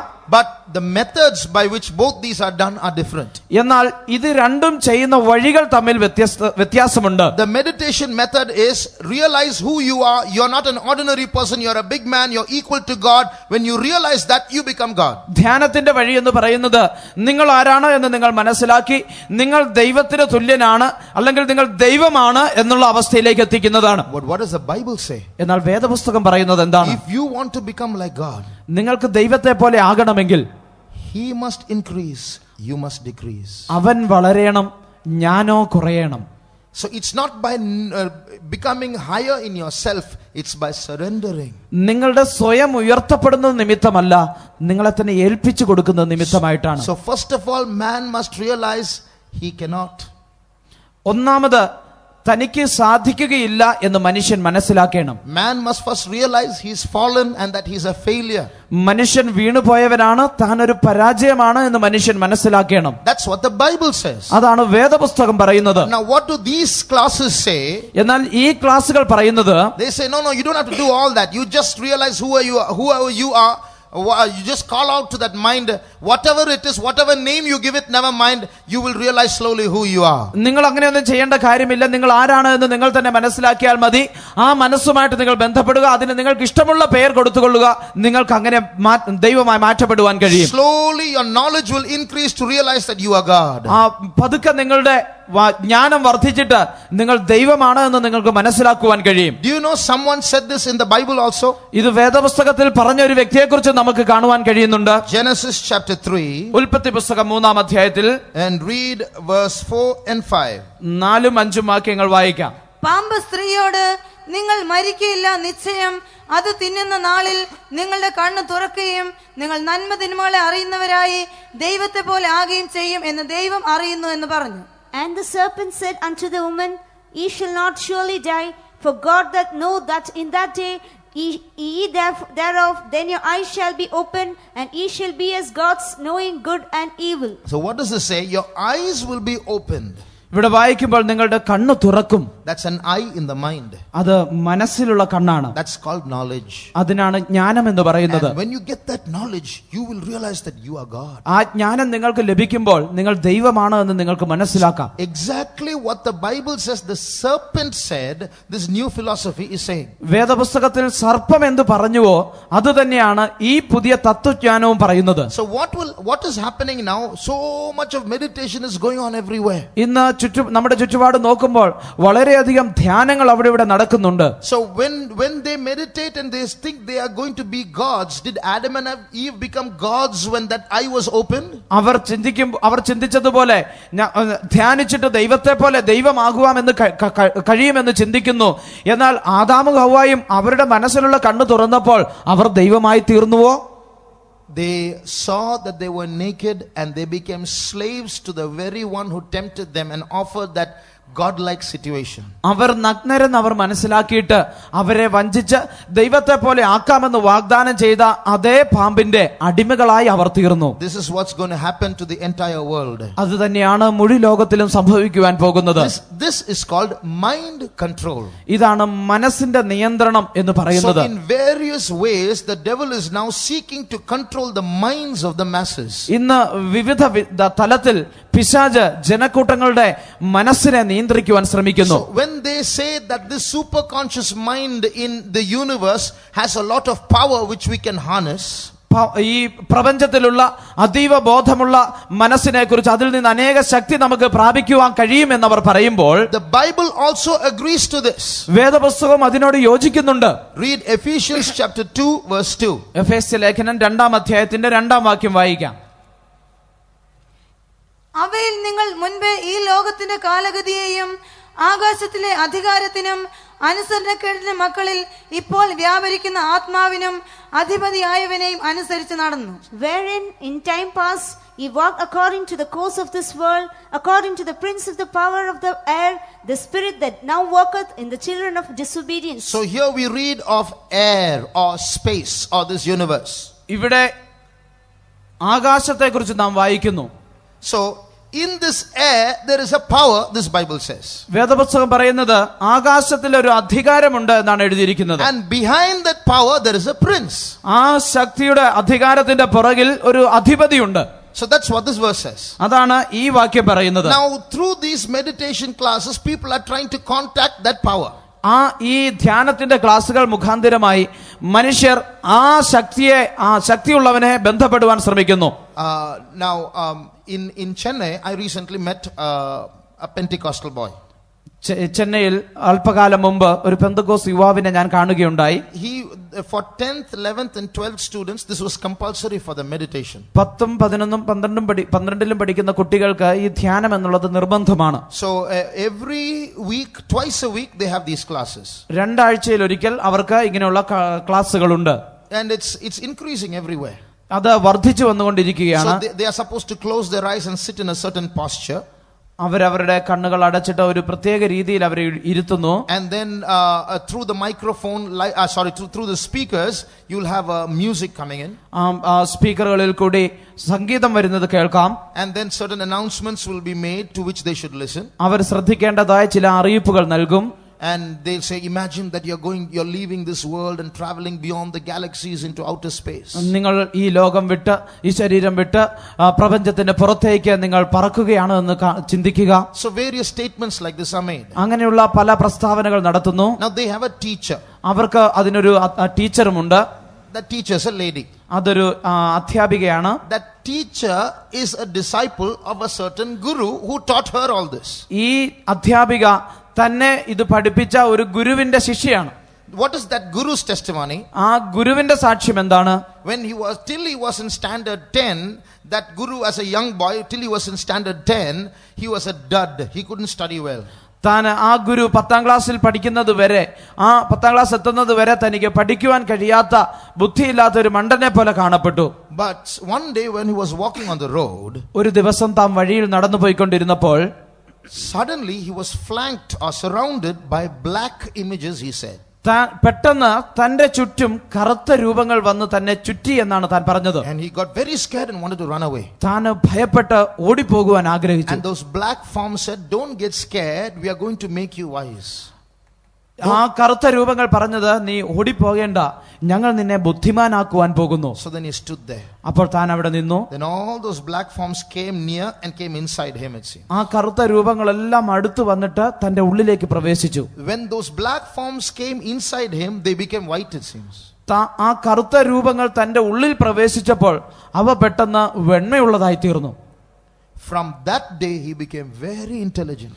ആ ദിവസം മുതൽ താൻ വളരെ ബുദ്ധിമാനായി മാറി. He came first in all his classes in his school and in his college. തന്റെ സ്കൂളിലും കോളേജിലും എല്ലാ ക്ലാസ്സിലും താൻ ഒന്നാമതായി പാസ്സായി. Now he is that guru. ഇന്ന് താൻ ആ ഗുരു ആയിരിക്കുന്നു. Now he is teaching many people how to do all this, and they are teaching many people how to do all this. ഇത് എപ്രകാരം ചെയ്യണമെന്ന് താൻ അനേകരെ പഠിപ്പിക്കുന്നു, അവർ പുറപ്പെട്ടു പോയി മറ്റനേകരെ പഠിപ്പിക്കുന്നു. Does not the Bible say Satan has transformed himself into an angel of light, the black has turned white? അതല്ലേ വേദപുസ്തകം പറയുന്നത്, സാത്താനും വെളിച്ചദൂതന്റെ വേഷം ധരിക്കുന്നു, അല്ലെങ്കിൽ കറുപ്പ് വെണ്മ ധരിക്കുന്നു എന്ന്. So you see how these deceptions are taking place, and Satan is doing all this. They think they are going to get concentration, they are going to become slaves of the devil. The devil is going to control their minds. ഇന്ന് സാത്താൻ ഇപ്രകാരം എന്തൊക്കെ ചെയ്തുകൊണ്ടിരിക്കുന്നു എന്ന് കാണുക. അവർ ചിന്തിക്കുന്നത് അവർക്ക് ഏകാഗ്രത ലഭിക്കുമെന്നാണ്. വാസ്തവത്തിൽ അവർ ഇവന്റെ അടിമയായി തീരുകയാണ് ചെയ്യുന്നത്. Now this is one kind of mind control. ഇത് ഒരു വിധത്തിലുള്ള മനസ്സിന്റെ നിയന്ത്രണത്തെ കാണിക്കുന്നു. There are other ways in which this mind of people are being controlled. ഈ മനുഷ്യരുടെ മനസ്സ് നിയന്ത്രിക്കുന്ന മറ്റു ചില വഴികളുമുണ്ട്. Now you see here the photograph of about 12 people here in this picture. ഇവിടെ ഈ പടത്തിൽ ഏകദേശം 12 പേരുടെ ഫോട്ടോഗ്രാഫ് കാണുവാൻ കഴിയുന്നു. These are members of an organization called the CFR, Council on Foreign Relations. വിദേശകാര്യ ബന്ധങ്ങളുടെ സംഘടന എന്ന് പേരുള്ള ഒരു സംഘടനയിലെ ചില അംഗങ്ങളാണ് ഇവരൊക്കെയും. They are only some of the members. അവരിൽ ചില അംഗങ്ങൾ മാത്രമാണിത്. This is a poster. ഇതൊരു പോസ്റ്ററാണ്. And it is not made by Christians, it is made by the American public. ഇത് ക്രിസ്ത്യാനികൾ ഉണ്ടാക്കിയതല്ല, ഇത് അമേരിക്കക്കാർ ഉണ്ടാക്കിയതായ ഒരു പോസ്റ്ററാണ്. It's written on top, don't vote for these people. അതിന് മുകളിൽ എഴുതിയിരിക്കുന്നത് ഇവർക്ക് വോട്ട് ചെയ്യരുത് എന്നാണ്. These people will sell you out to other people. ഈ മനുഷ്യർ നിങ്ങളെ മറ്റുള്ളവർക്ക് വിറ്റുകളയും. And one of those photos is the President of America. ആ ഫോട്ടോയിലുള്ള ഒരു വ്യക്തി അമേരിക്കയുടെ പ്രസിഡന്റ് ആണ്. So you see, different people, these are all world leaders. ഇത് ലോകത്തെ ഭരിക്കുന്ന ലോക നേതാക്കന്മാരാണ്. Now they are more powerful than the UNO, the United Nations organizations, but you will never see CFR in the newspapers. ഐക്യരാഷ്ട്ര സംഘടനയേക്കാൾ ഇവർക്ക് ശക്തിയുള്ളവരാണ് ഈ മനുഷ്യർ ഓരോരുത്തരും. That building is their office. ഇതാണ് അവരുടെ ഓഫീസായിരിക്കുന്ന കെട്ടിടം. So this is an organization that is preferring to remain behind the scenes, but they are the controllers of power. ഇവർ തിരശ്ശീലയ്ക്ക് പുറകിൽ ഇരുന്നു കൊണ്ട് ശക്തി അധികാരം നിയന്ത്രിക്കുന്ന മനുഷ്യരായി കാണപ്പെടുന്നു. Now some of these people are involved in channeling. That means they have methods to contact these aliens and spirits in the other worlds. ഈ മനുഷ്യരിൽ ചിലർക്ക് മറ്റ് ഗ്രഹത്തിലുള്ള ജീവികളുമായി സമ്പർക്കം പുലർത്തുവാൻ ചില വഴികളുണ്ട് എന്നാണ് പറയപ്പെടുന്നത്. And some of them are members of secret societies which have plans to rule the world. ഈ ലോകത്തെ ഭരിക്കുവാൻ ആഗ്രഹിക്കുന്ന ചില രഹസ്യ സംഘടനകളിലെ അംഗങ്ങളുമാണ് ഇവർ ഓരോരുത്തരും. Nobody knows what's going on outside, but inside they have relationship with spirits.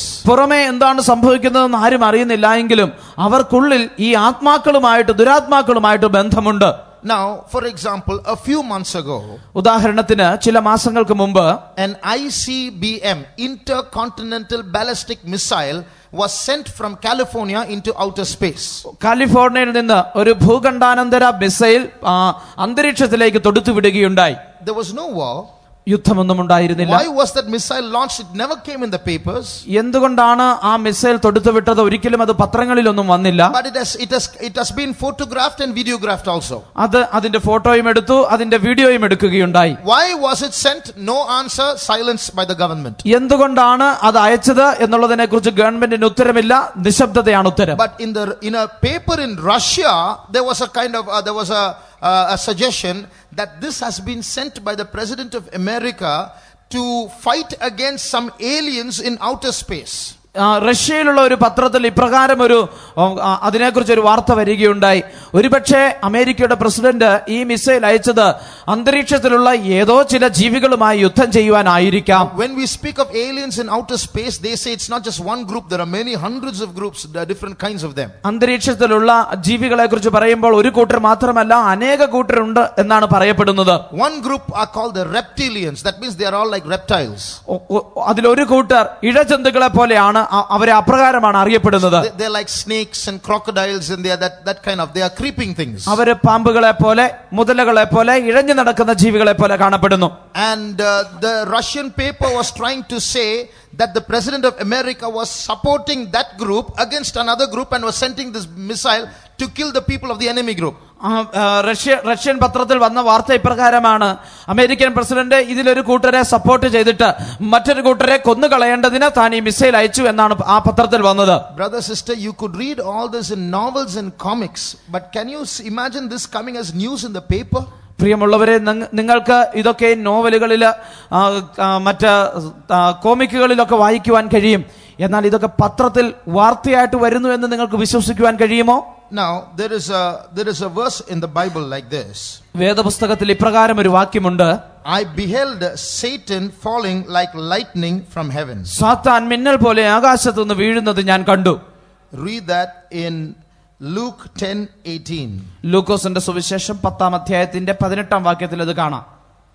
അവൻ അവരോട്, സാത്താൻ മിന്നൽ പോലെ ആകാശത്തു നിന്ന് വീഴുന്നത് ഞാൻ കണ്ടു. And he said unto them, I beheld Satan as a lightning fall from heaven. Now, if you read this in the Hebrew language, ഇത് ഹെബ്രായ ഭാഷയിൽ വായിച്ചാൽ, I beheld Satan as lightning falling from heaven. സാത്താൻ മിന്നൽ പോലെ ആകാശത്തു നിന്ന് വീഴുന്നത് ഞാൻ കണ്ടു.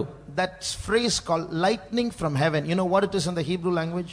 ആകാശത്ത് നിന്നുള്ള മിന്നൽ എന്ന് അതിന് ഹെബ്രായ ഭാഷയിൽ എന്താണ് പറഞ്ഞിരിക്കുന്നതെന്ന് അറിയുമോ? Barack Obama. അത് ഹെബ്രായ ഭാഷയിൽ ബറാക് ഒബാമ എന്നാണ് അതിന്റെ വാക്ക്. So there is some kind of a link taking place. അതിനർത്ഥം ഇത് തമ്മിൽ ഏതോ ചില ബന്ധം ഉണ്ടായിക്കൊണ്ടിരിക്കുന്നു. Something is happening all over the world. We don't know what is happening exactly, but something definitely is taking place. മുഴു ലോകത്തിലും എന്തോ ചിലത് സംഭവിച്ചുകൊണ്ടിരിക്കുന്നു. എന്താണ് വാസ്തവത്തിൽ സംഭവിക്കുന്നതെന്ന് ആർക്കും അറിയില്ല എങ്കിലും എന്തോ ചിലത് സംഭവിച്ചുകൊണ്ടിരിക്കുന്നു. But there is a small group of people who are now trying to take full control of the world.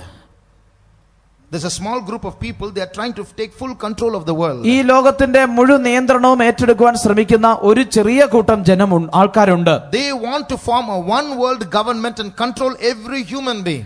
ഏക ലോക സർക്കാർ ഉണ്ടായിട്ട് മുഴുവൻ മനുഷ്യരെയും നിയന്ത്രിക്കണമെന്നാണ് അവർ ആഗ്രഹിക്കുന്നത്. And for that they are using the media, the newspaper, the movies, the television to brainwash people so that they might think what the leaders want them to think. അതിനുവേണ്ടി അവർ പ്രസിദ്ധീകരണങ്ങളെ, മാധ്യമങ്ങളെ, TV, ഇന്റർനെറ്റിനെ എല്ലാം അവർ ഉപയോഗിക്കുന്നു. അതുപയോഗിച്ചിട്ട് നേതാക്കന്മാർ എന്ത് ചിന്തിക്കണമെന്ന് ആഗ്രഹിക്കുന്നു അത് മനുഷ്യരെ കൊണ്ട് അവർ ചിന്തിപ്പിക്കുന്നു. See, now everybody no one is against a one world government because they all want unity, they want peace. ഒരു ഏകലോക സർക്കാരിന് ആരും എതിരല്ല. കാരണം എല്ലാവർക്കും സമാധാനവും എല്ലാവർക്കും സന്തോഷവും ആവശ്യമാണ്. So everybody is receptive to that, but nobody knows this is a big lie by a small group of people. In the name of making world peace and unity, they are only going to control the world themselves. എല്ലാവരും അതിന് അനുവദിക്കുന്നെങ്കിൽ തന്നെയും അതിന് പുറകിൽ ഒരു വലിയ വ്യാജം ഭോഷ്കുണ്ട് എന്ന് ആരും മനസ്സിലാക്കുന്നില്ല. അവർ ഒരു സമാധാനമെന്നും ഏകലോകമെന്നും ഒക്കെ പറഞ്ഞ് മനുഷ്യരെ എല്ലാവരെയും നിയന്ത്രിക്കുവാനാണ് അവർ ആഗ്രഹിക്കുന്നത്. So they are sending subliminal messages. That means messages they will send to your mind which you won't realize are entering into your mind, but unconsciously they get registered inside. എന്നാൽ അതിനായി അവർ പ്രത്യേക വിധത്തിലുള്ള സന്ദേശങ്ങളാണ് അവർ നിങ്ങളുടെ മനസ്സിലേക്ക് തരുന്നത്. ആ സന്ദേശങ്ങളുടെ പ്രത്യേകത അത് നിങ്ങളുടെ ഉള്ളിലേക്ക് പ്രവേശിക്കുന്നുവെന്ന് അറിയാതെ അവ ഉള്ളിൽ പ്രവേശിച്ച് അത് മനസ്സിന്റെ ഉള്ളിൽ ആയിത്തീരും. Some years ago a new church was formed called the Church of Satan. ചില വർഷങ്ങൾക്ക് മുമ്പ് സാത്താന്റെ സഭ എന്നു പേരുള്ള ഒരു സഭ സ്ഥാപിക്കപ്പെട്ടു. They worship Satan as God. അവിടെ അവർ സാത്താനെ ദൈവമായിട്ട് ആരാധിക്കുന്നു. And the founder of that church is Anton LaVey. He's still alive. ആ സഭയുടെ സ്ഥാപകൻ ആന്റൺ ലവി എന്നാണ്. താൻ ഇന്നും ജീവിച്ചിരിപ്പുണ്ട്. And he wrote a Bible like we have a Bible. It's called the Satanic Bible. നമുക്ക് ബൈബിൾ ഉള്ളതുപോലെ താനും ഒരു ബൈബിൾ എഴുതി. അതിന്റെ പേര് സാത്താന്റെ ബൈബിൾ എന്നാണ്. In that Bible he has said, we will preach to the whole world through the television. നാം മുഴു ലോകത്തിലും ടെലിവിഷൻ മുഖാന്തരമായി നാം അവരോട് പ്രസംഗിക്കും എന്നാണ് താൻ പറഞ്ഞ് എഴുതിയിരിക്കുന്നത്. They will not know we are preaching, but we will preach to them. അവരോട് നാം പ്രസംഗിക്കുകയാണെന്ന് അവർ മനസ്സിലാക്കുകയില്ല, എങ്കിലും നാം അവരോട് പ്രസംഗിക്കും. So while you are watching the television, you may be innocently watching an ordinary program, but hidden in those programs are messages that you won't realize that are brainwashing your mind, conditioning your mind, so that when these people come to control the world, you cannot resist them. Your mind is weak, you will yield. നിങ്ങൾ ടെലിവിഷനിലുള്ള ഒരു സാധാരണ programme കണ്ടുകൊണ്ടിരിക്കുമ്പോൾ നിങ്ങൾ സാധാരണ ഒരു പ്രോഗ്രാമാണ് കണ്ടുകൊണ്ടിരിക്കുന്നത്. എന്നാൽ അതിന്റെ ഉള്ളിൽ കൂടി നിങ്ങൾ അറിയാതെ തന്നെ അവരുടെ സന്ദേശം അറിയിക്കുകയും അത് നിമിത്തമായിട്ട് അവർ ഭരിക്കുവാൻ ഈ ഭൂമിയിലേക്ക് വരുമ്പോൾ യാതൊരു എതിർപ്പുമില്ലാത്ത അവസ്ഥയിലേക്ക് കൊണ്ടുവരികയും ചെയ്യും. For example, ഉദാഹരണമായി on the TV screenil very often you will see some lines scrolling downwards. ചില വരകൾ താഴേക്ക് പോകുന്നത് നിങ്ങൾക്ക് കാണുവാൻ കഴിയും. So lines across the screen will keep on scrolling downwards repeatedly, periodically.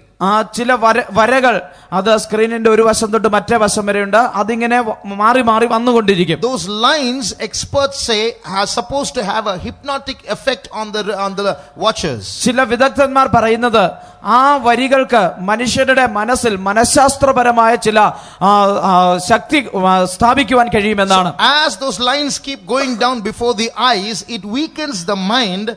So whatever they say through the television, they will listen easily. ആ വരകൾ സ്ക്രീനിൽ ഇങ്ങനെ കറങ്ങിക്കൊണ്ടിരിക്കുമ്പോൾ അത് മനുഷ്യന്റെ മനസ്സിനെ ദുർബലപ്പെടുത്തുകയും അതിനുശേഷം എന്താണോ പറയുന്നത് അത് മനുഷ്യർ വിശ്വസിക്കുകയും ചെയ്യുന്നു. Today many movies are being released in the secular world. ഇന്ന് ഈ സ്വാതന്ത്ര്യമുള്ള ലോകത്ത് അനേക സിനിമകൾ വരുന്നുണ്ട്.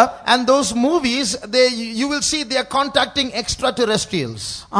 ആ സിനിമകളിലൊക്കെ അന്യഗ്രഹ ജീവികളുമായിട്ട് ബന്ധപ്പെടുന്നത് കാണുവാൻ കഴിയുന്നു. Recently, last year there was a movie for children. കഴിഞ്ഞ വർഷം കുട്ടികൾക്ക് വേണ്ടിയുള്ള ഒരു സിനിമയുണ്ടായിരുന്നു. It's called the Superman Batman Apocalypse. അത് സൂപ്പർമാൻ ബാറ്റ്മാൻ എന്ന് Apocalypse means Superman Batman Judgment. Superman Batman ന്യായവിധി എന്ന പേരുള്ള ഒരു സിനിമയായിരുന്നു. So it means it's as though these Superman Batman are all comic stories and they are read by young children. സൂപ്പർമാനും ബാറ്റ്മാനും എല്ലാം സാധാരണ കോമിക്കുകളിലുള്ള കഥാപാത്രങ്ങളാണ്. കുട്ടികളാണ് അവയൊക്കെ വായിക്കുന്നത്. In that movie, I didn't watch it, but I heard about it and I'm telling you. ഞാനത് കണ്ടതല്ല, ഞാൻ അതിനെക്കുറിച്ച് കേട്ടതാണ്, അതാണ് പറയുന്നത്. These Batman and Superman are like beings from outer space. ഈ ബാറ്റ്മാനും സൂപ്പർമാനും ഒക്കെ അന്യഗ്രഹ ജീവികളെ പോലെയാണ് വരുന്നത്. And in the world, doomsday is coming. Doomsday, the world is going to get destroyed. ഈ ലോകം നശിക്കുവാൻ പോകുന്ന ഒരു ദിവസം വരുന്നു. So they find a person in this world. അതുകൊണ്ട് അവർ ഈ ലോകത്തിൽ വന്ന ഒരു മനുഷ്യനെ കണ്ടുപിടിച്ച് a woman who can make contact with spirits. ദുരാത്മാക്കളുമായി ബന്ധപ്പെടുവാൻ കഴിയുന്ന ഒരു സ്ത്രീ. And she makes contacts with the spirits and she gets messages which she spreads to the whole world to protect the whole world so that we can avoid doomsday. തനിക്ക് ദുരാത്മാക്കളുമായി ബന്ധപ്പെടുവാൻ കഴിയുന്നു. അവയിൽ നിന്നുള്ള സന്ദേശം താൻ പ്രാപിച്ച് മുഴു ലോകത്തിലും നൽകുന്നു. അങ്ങനെ മുഴു ലോകത്തെയും ആ നാശത്തിൽ നിന്ന് തനിക്ക് രക്ഷിക്കുവാൻ കഴിയുന്നു. So you see, even in the movies, in the TV, these messages are silently being released. Nobody realizes. This is called mind control. Even children are being affected. ഇത് ഇന്ന് ടെലിവിഷനുകളിലും സിനിമകളിലും എല്ലാം ഇങ്ങനെയുള്ള സന്ദേശങ്ങൾ നൽകപ്പെട്ടുകൊണ്ടിരിക്കുകയാണ്. ആരും അത് മനസ്സിലാക്കുന്നില്ല. അത് കുഞ്ഞുങ്ങൾ പോലും അത് കണ്ടുകൊണ്ട് അവരുടെ മനസ്സിൽ പോലും അത് കടന്നു വരുന്നു. ഇത് മറ്റൊരു വിധത്തിലുള്ള മനസ്സിന്റെ നിയന്ത്രണത്തെയാണ് കാണിക്കുന്നത്. So little by little these things are happening.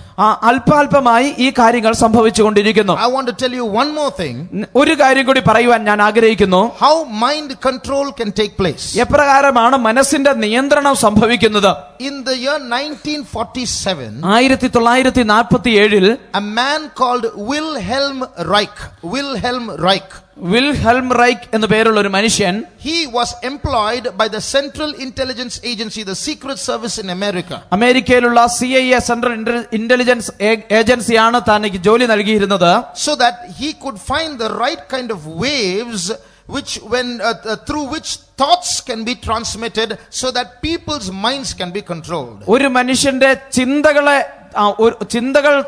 കടത്തിവിടുവാൻ കഴിയുന്ന പ്രത്യേകതരം തരംഗങ്ങൾ കണ്ടുപിടിക്കുവാനാണ് തന്നോട് ആവശ്യപ്പെട്ടിരുന്നത്. ആ തരംഗങ്ങൾ നിമിത്തമായി മനുഷ്യന്റെ മനസ്സിനെ നിയന്ത്രിക്കുവാൻ കഴിയണം. From 1947 to 1952, 5 years he was doing his research. 1947 മുതൽ 52 വരെ 5 വർഷക്കാലം തന്റെ ഗവേഷണം താൻ തുടർന്നു. It was not yet over. അത് ഇതുവരെയും കഴിഞ്ഞിട്ടില്ല. Then he had not finished his research. തന്റെ റിസർച്ച് അപ്പോൾ താൻ പൂർത്തീകരിച്ചിരുന്നില്ല. But he discovered that the CIA was going to use it on the Americans themselves. താൻ അമേരിക്കക്കാരുടെ ഇടയിൽ തന്നെയാണ് CIA ഇത് ഉപയോഗിക്കുവാൻ പോകുന്നത് എന്ന് താൻ മനസ്സിലാക്കി. And he realized they are going to use my research on my mind also. എന്റെ ആ ഗവേഷണ ഫലം എന്റെ മനസ്സിൽ തന്നെ അവർ പ്രയോഗിക്കുമെന്ന് തനിക്ക് മനസ്സിലായി. Because I am an American. കാരണം ഞാനും ഒരു അമേരിക്കക്കാരനാണ്. He stopped his research and refused to cooperate. താൻ തന്റെ ആ ഗവേഷണം നിർത്തിയിട്ട് സഹകരിക്കാതിരിക്കുവാൻ താൻ തീരുമാനിച്ചു. Then they made false charges against him and put him in prison. തനിക്ക് നേരെ തെറ്റായ ആരോപണങ്ങൾ ഉന്നയിച്ച് തന്നെ അവർ ജയിലിൽ അടച്ചു. 2 weeks before his release was due, തന്നെ പുറത്തു വിടുന്നതിന് 2 ദിവസം മുമ്പ്, 2 weeks before, 2 ആഴ്ച മുമ്പ് he was killed and they said in public he died of a heart attack. തന്നെ കൊന്നുകളഞ്ഞിട്ട് തനിക്ക് ഹൃദയസ്തംഭനം മൂലം താൻ മരിച്ചു എന്ന് അവർ പൊതുവിൽ അറിയിച്ചു. Today, ഇന്ന് we have cell phone towers everywhere. ഇന്ന് നമുക്ക് ചുറ്റുപാടും സെൽഫോണിന്റെ ടവറുകളുണ്ട്. The wavelength or the bandwidth of those cell phone towers are the same bandwidth which Wilhelm Reich used to do his research to transmit thoughts to control people's minds. അന്ന് ഈ വിൽഹെൽം എന്ന് പറയുന്ന ആ മനുഷ്യൻ ഉപയോഗിച്ച തരംഗങ്ങളുടെ അതേ ദൈർഘ്യം തന്നെയാണ് ഇന്ന് ഈ മൊബൈൽ ഫോൺ ടവറുകളിൽ നിന്ന് വരുന്ന തരംഗങ്ങളുടെ തരംഗ ദൈർഘ്യവും അതും ഒന്ന് തന്നെയാണ്. So some people are asking this question. ചില മനുഷ്യർ ഈ ചോദ്യം ചോദിക്കുന്നു. The cell phones use very little of these waves. The cell phones use only very little of these waves. ഈ തരംഗങ്ങളിൽ വളരെ അല്പം മാത്രമേ ഈ സെൽഫോണുകൾ ഉപയോഗിക്കുന്നുള്ളല്ലോ. Why is it that they are putting these towers everywhere? You just go any place and look around, you can see these towers. എന്തുകൊണ്ടാണ് അവർ ഇത്രയധികം ടവറുകൾ സ്ഥാപിക്കുന്നത്? എവിടെ പോയാലും ടവറുകൾ കാണുവാൻ കഴിയുന്നു. Could this be a conspiracy of international mind control? ഇത് മുഴു ലോകത്തിലുള്ള മനുഷ്യന്റെ മനസ്സിനെ നിയന്ത്രിക്കേണ്ടതിനുള്ള ഒരു ഗൂഢാലോചനയുടെ ഫലമാണോ? Mind control means making people do what another person likes without them realizing it. മനസ്സിനെ നിയന്ത്രിക്കുക എന്ന് പറഞ്ഞാൽ ഒരു മനുഷ്യനെ കൊണ്ട് മറ്റൊരു മനുഷ്യൻ ആഗ്രഹിക്കുന്നത് ഇവരറിയാതെ തന്നെ ചെയ്യിക്കുക എന്നുള്ളതാണ്. So if I make this person mad, that's not mind control.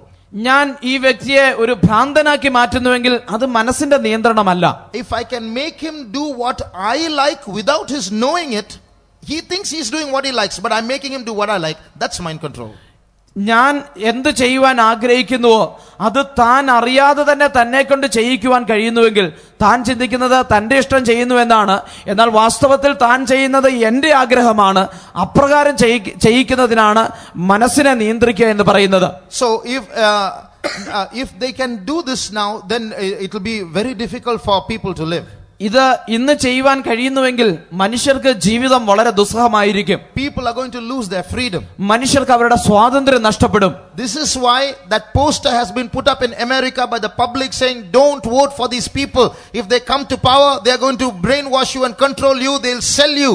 അതുകൊണ്ടാണ് അമേരിക്കയിൽ പൊതുവിൽ ഇപ്രകാരമുള്ള ഒരു പോസ്റ്റർ അവരിട്ടത്. ഇവർ അധികാരത്തിൽ വന്നു കഴിഞ്ഞാൽ അവർ നിങ്ങളെ വിൽക്കും, അവർ നിങ്ങളുടെ മനസ്സിനെ നിയന്ത്രിച്ച് ബ്രെയിൻ വാഷ് ചെയ്ത് നിങ്ങളെ വിറ്റുകളെ നിങ്ങളെ നിയന്ത്രിക്കുമെന്ന് പറയുന്നു. Now you may ask a question now. ഒരുപക്ഷെ നിങ്ങൾക്കൊരു ചോദ്യം ചോദിക്കാം ഇപ്പോൾ. The topic is spiritual war. ഈ വിഷയം ആത്മീക യുദ്ധം എന്നുള്ളതാണ്. What has all this got to do with spiritual war? ആത്മീക യുദ്ധവും ഇതും തമ്മിലുള്ള ബന്ധം എന്താണ്? The problem is when these darkness comes to cover the earth. ഈ അന്ധകാരം ഭൂമിയെ മൂടേണ്ടതിന് വരുമ്പോൾ, and when this gross darkness tries to control the minds of the people, കൂരിരുട്ട് ജാതികളുടെ മനസ്സിനെ നിയന്ത്രിക്കുവാൻ ശ്രമിക്കുമ്പോൾ, there's one big problem for them. അവർക്കൊരു വലിയ പ്രശ്നമുണ്ട്. There's one big hindrance that's preventing them from taking control. അവർക്ക് ഈ കാര്യങ്ങളുടെ നിയന്ത്രണം ഏറ്റെടുക്കുന്നതിൽ നിന്നും അവരെ തടയുന്ന ഒരു കാര്യമുണ്ട്. Read 2 Thessalonians chapter 2. 2 തെസ്സലോനിക്കർ 2-ാം അധ്യായം and read verse 7. 7-ാം വാക്യം വായിക്കാം. അധർമ്മത്തിന്റെ മർമ്മം ഇപ്പോഴേ വ്യാപരിക്കുന്നുണ്ട്. ഇതുവരെ തടുക്കുന്നവൻ വഴിയിൽ നിന്ന് നീങ്ങിപ്പോക മാത്രം വേണം. For the mystery of iniquity doth already work. Only he who now letteth will let until he be taken out of the way. So all that I told you just now, all this darkness coming down, this is all called the mystery of iniquity. It's so scary to hear it, isn't it? ഇതുവരെ ഞാൻ പറഞ്ഞ കാര്യങ്ങൾ, ഈ അന്ധകാരം ഇറങ്ങി വരുന്നതൊക്കെയാണ് അധർമ്മത്തിന്റെ മർമ്മം എന്ന് പറയുന്നത്. ഭയപ്പെടുത്തുന്നതാണവ. But there is someone stopping them from finishing what they want to do. എന്നാൽ അവരുടെ പ്രവൃത്തിയെ തടസ്സം ചെയ്യുന്ന ആരോ ഒരാളുണ്ട്. So that's what is written in this verse. അതാണ് ഈ വാക്യത്തിൽ എഴുതിയിരിക്കുന്നത്. He is the Holy Spirit. അതാണ് പരിശുദ്ധാത്മാവ്. And that Holy Spirit is in you and in me. ആ പരിശുദ്ധാത്മാവ് നിങ്ങളിലും എന്നിലുമുണ്ട്. So when the darkness wants to come down and take power, ആ അന്ധകാരം കടന്നു വന്ന് ഇറങ്ങി വന്ന് അധികാരം പ്രാപിക്കുവാൻ ആഗ്രഹിക്കുമ്പോൾ, and the Holy Spirit who is in you and in me is stopping that power from coming down, നിങ്ങളിലും എന്നിലുമുള്ള പരിശുദ്ധാത്മാവ് ആ അന്ധകാരം ഇറങ്ങി വരുന്നതിൽ നിന്നും അതിനെ തടയുമ്പോൾ, a war will start. ഒരു യുദ്ധം ആരംഭിക്കും. In other words, when they fight against the Holy Spirit, they have to fight against those who are under the guidance of the Holy Spirit. മറ്റൊരു വിധത്തിൽ പറഞ്ഞാൽ പരിശുദ്ധാത്മാവിന് വിരോധമായിട്ട് അവയ്ക്ക് യുദ്ധം ചെയ്യണമെന്ന് പറയുമ്പോൾ പരിശുദ്ധാത്മ നിയന്ത്രണത്തിലുള്ളവരോട് അവയ്ക്ക് യുദ്ധം ചെയ്യേണ്ടതായി വരും. So very soon there's going to be a big war between the forces of darkness and light, between the forces of good and evil. നന്മകളുടെയും തിന്മയുടെയും ശക്തികൾ തമ്മിൽ, അല്ലെങ്കിൽ വെളിച്ചത്തിന്റെയും ഇരുളിന്റെയും ശക്തികൾ തമ്മിൽ അതിവേഗത്തിൽ ഒരു വലിയ യുദ്ധമുണ്ടാകുവാൻ പോകുന്നു. So if we are not careful in this time, if we are not prepared, ഈ കാലഘട്ടത്തിൽ നാം ഒരുക്കമുള്ളവരായി തീരുന്നില്ല എങ്കിൽ we will join the losing side. നാം തോറ്റുപോകുന്ന പക്ഷത്തായിരിക്കും ചേരുന്നത്. That's why it's very important that we learn from the Holy Spirit, be guided by the Holy Spirit, grow up through the Holy Spirit. അതുകൊണ്ടാണ് പരിശുദ്ധാത്മാവിൽ നിന്ന് നാം പഠിച്ച്, പരിശുദ്ധാത്മാവിൽ നാം വളർന്ന്, പരിശുദ്ധാത്മാവിൽ നാം വളർത്തപ്പെടേണ്ടത്, നടത്തപ്പെടേണ്ടത് ആവശ്യമായിരിക്കുന്നത്. So when the whole world is getting guided by these wrong spirits, ഈ ദുരാത്മാക്കളാൽ, തെറ്റായ ആത്മാക്കളാൽ മുഴുവൻ ലോകവും നിയന്ത്രിക്കപ്പെടുമ്പോൾ, when the devil is trying to control the minds of every human being on this planet Earth, ഈ ഭൂമി എന്ന ഗ്രഹത്തിലുള്ള സകല മനുഷ്യരുടെയും മനസ്സിനെ പിശാച് നിയന്ത്രിക്കുവാൻ ശ്രമിക്കുമ്പോൾ, it is very essential that we, the children of God, get very close to God. നാം ദൈവമക്കളാകുന്ന നാം ഓരോരുത്തരും ദൈവത്തോട് ഏറ്റവും അടുത്ത് ചെല്ലേണ്ടത് ഏറ്റവും ആവശ്യമാകുന്നു. Let's ask ourselves a question. നമുക്ക് നമ്മോട് തന്നെ ഒരു ചോദ്യം ചോദിക്കാം. How close are we to God? നാം ദൈവത്തോട് എത്ര അടുത്തവരായിരിക്കുന്നു? Sometimes we are close to the church. ചിലപ്പോൾ നാം സഭയോട് അടുത്തവരാണ്. Sometimes we are close to the servants of God. ചിലപ്പോൾ നാം ശുശ്രൂഷകരോട് അടുത്തവരാണ്. How close are we to Jesus? നാം യേശുവിനോട് എത്ര അടുത്തവരാണ്? Look at what's happening in the world. ഈ ലോകത്തിൽ സംഭവിക്കുന്നത് നോക്കുക.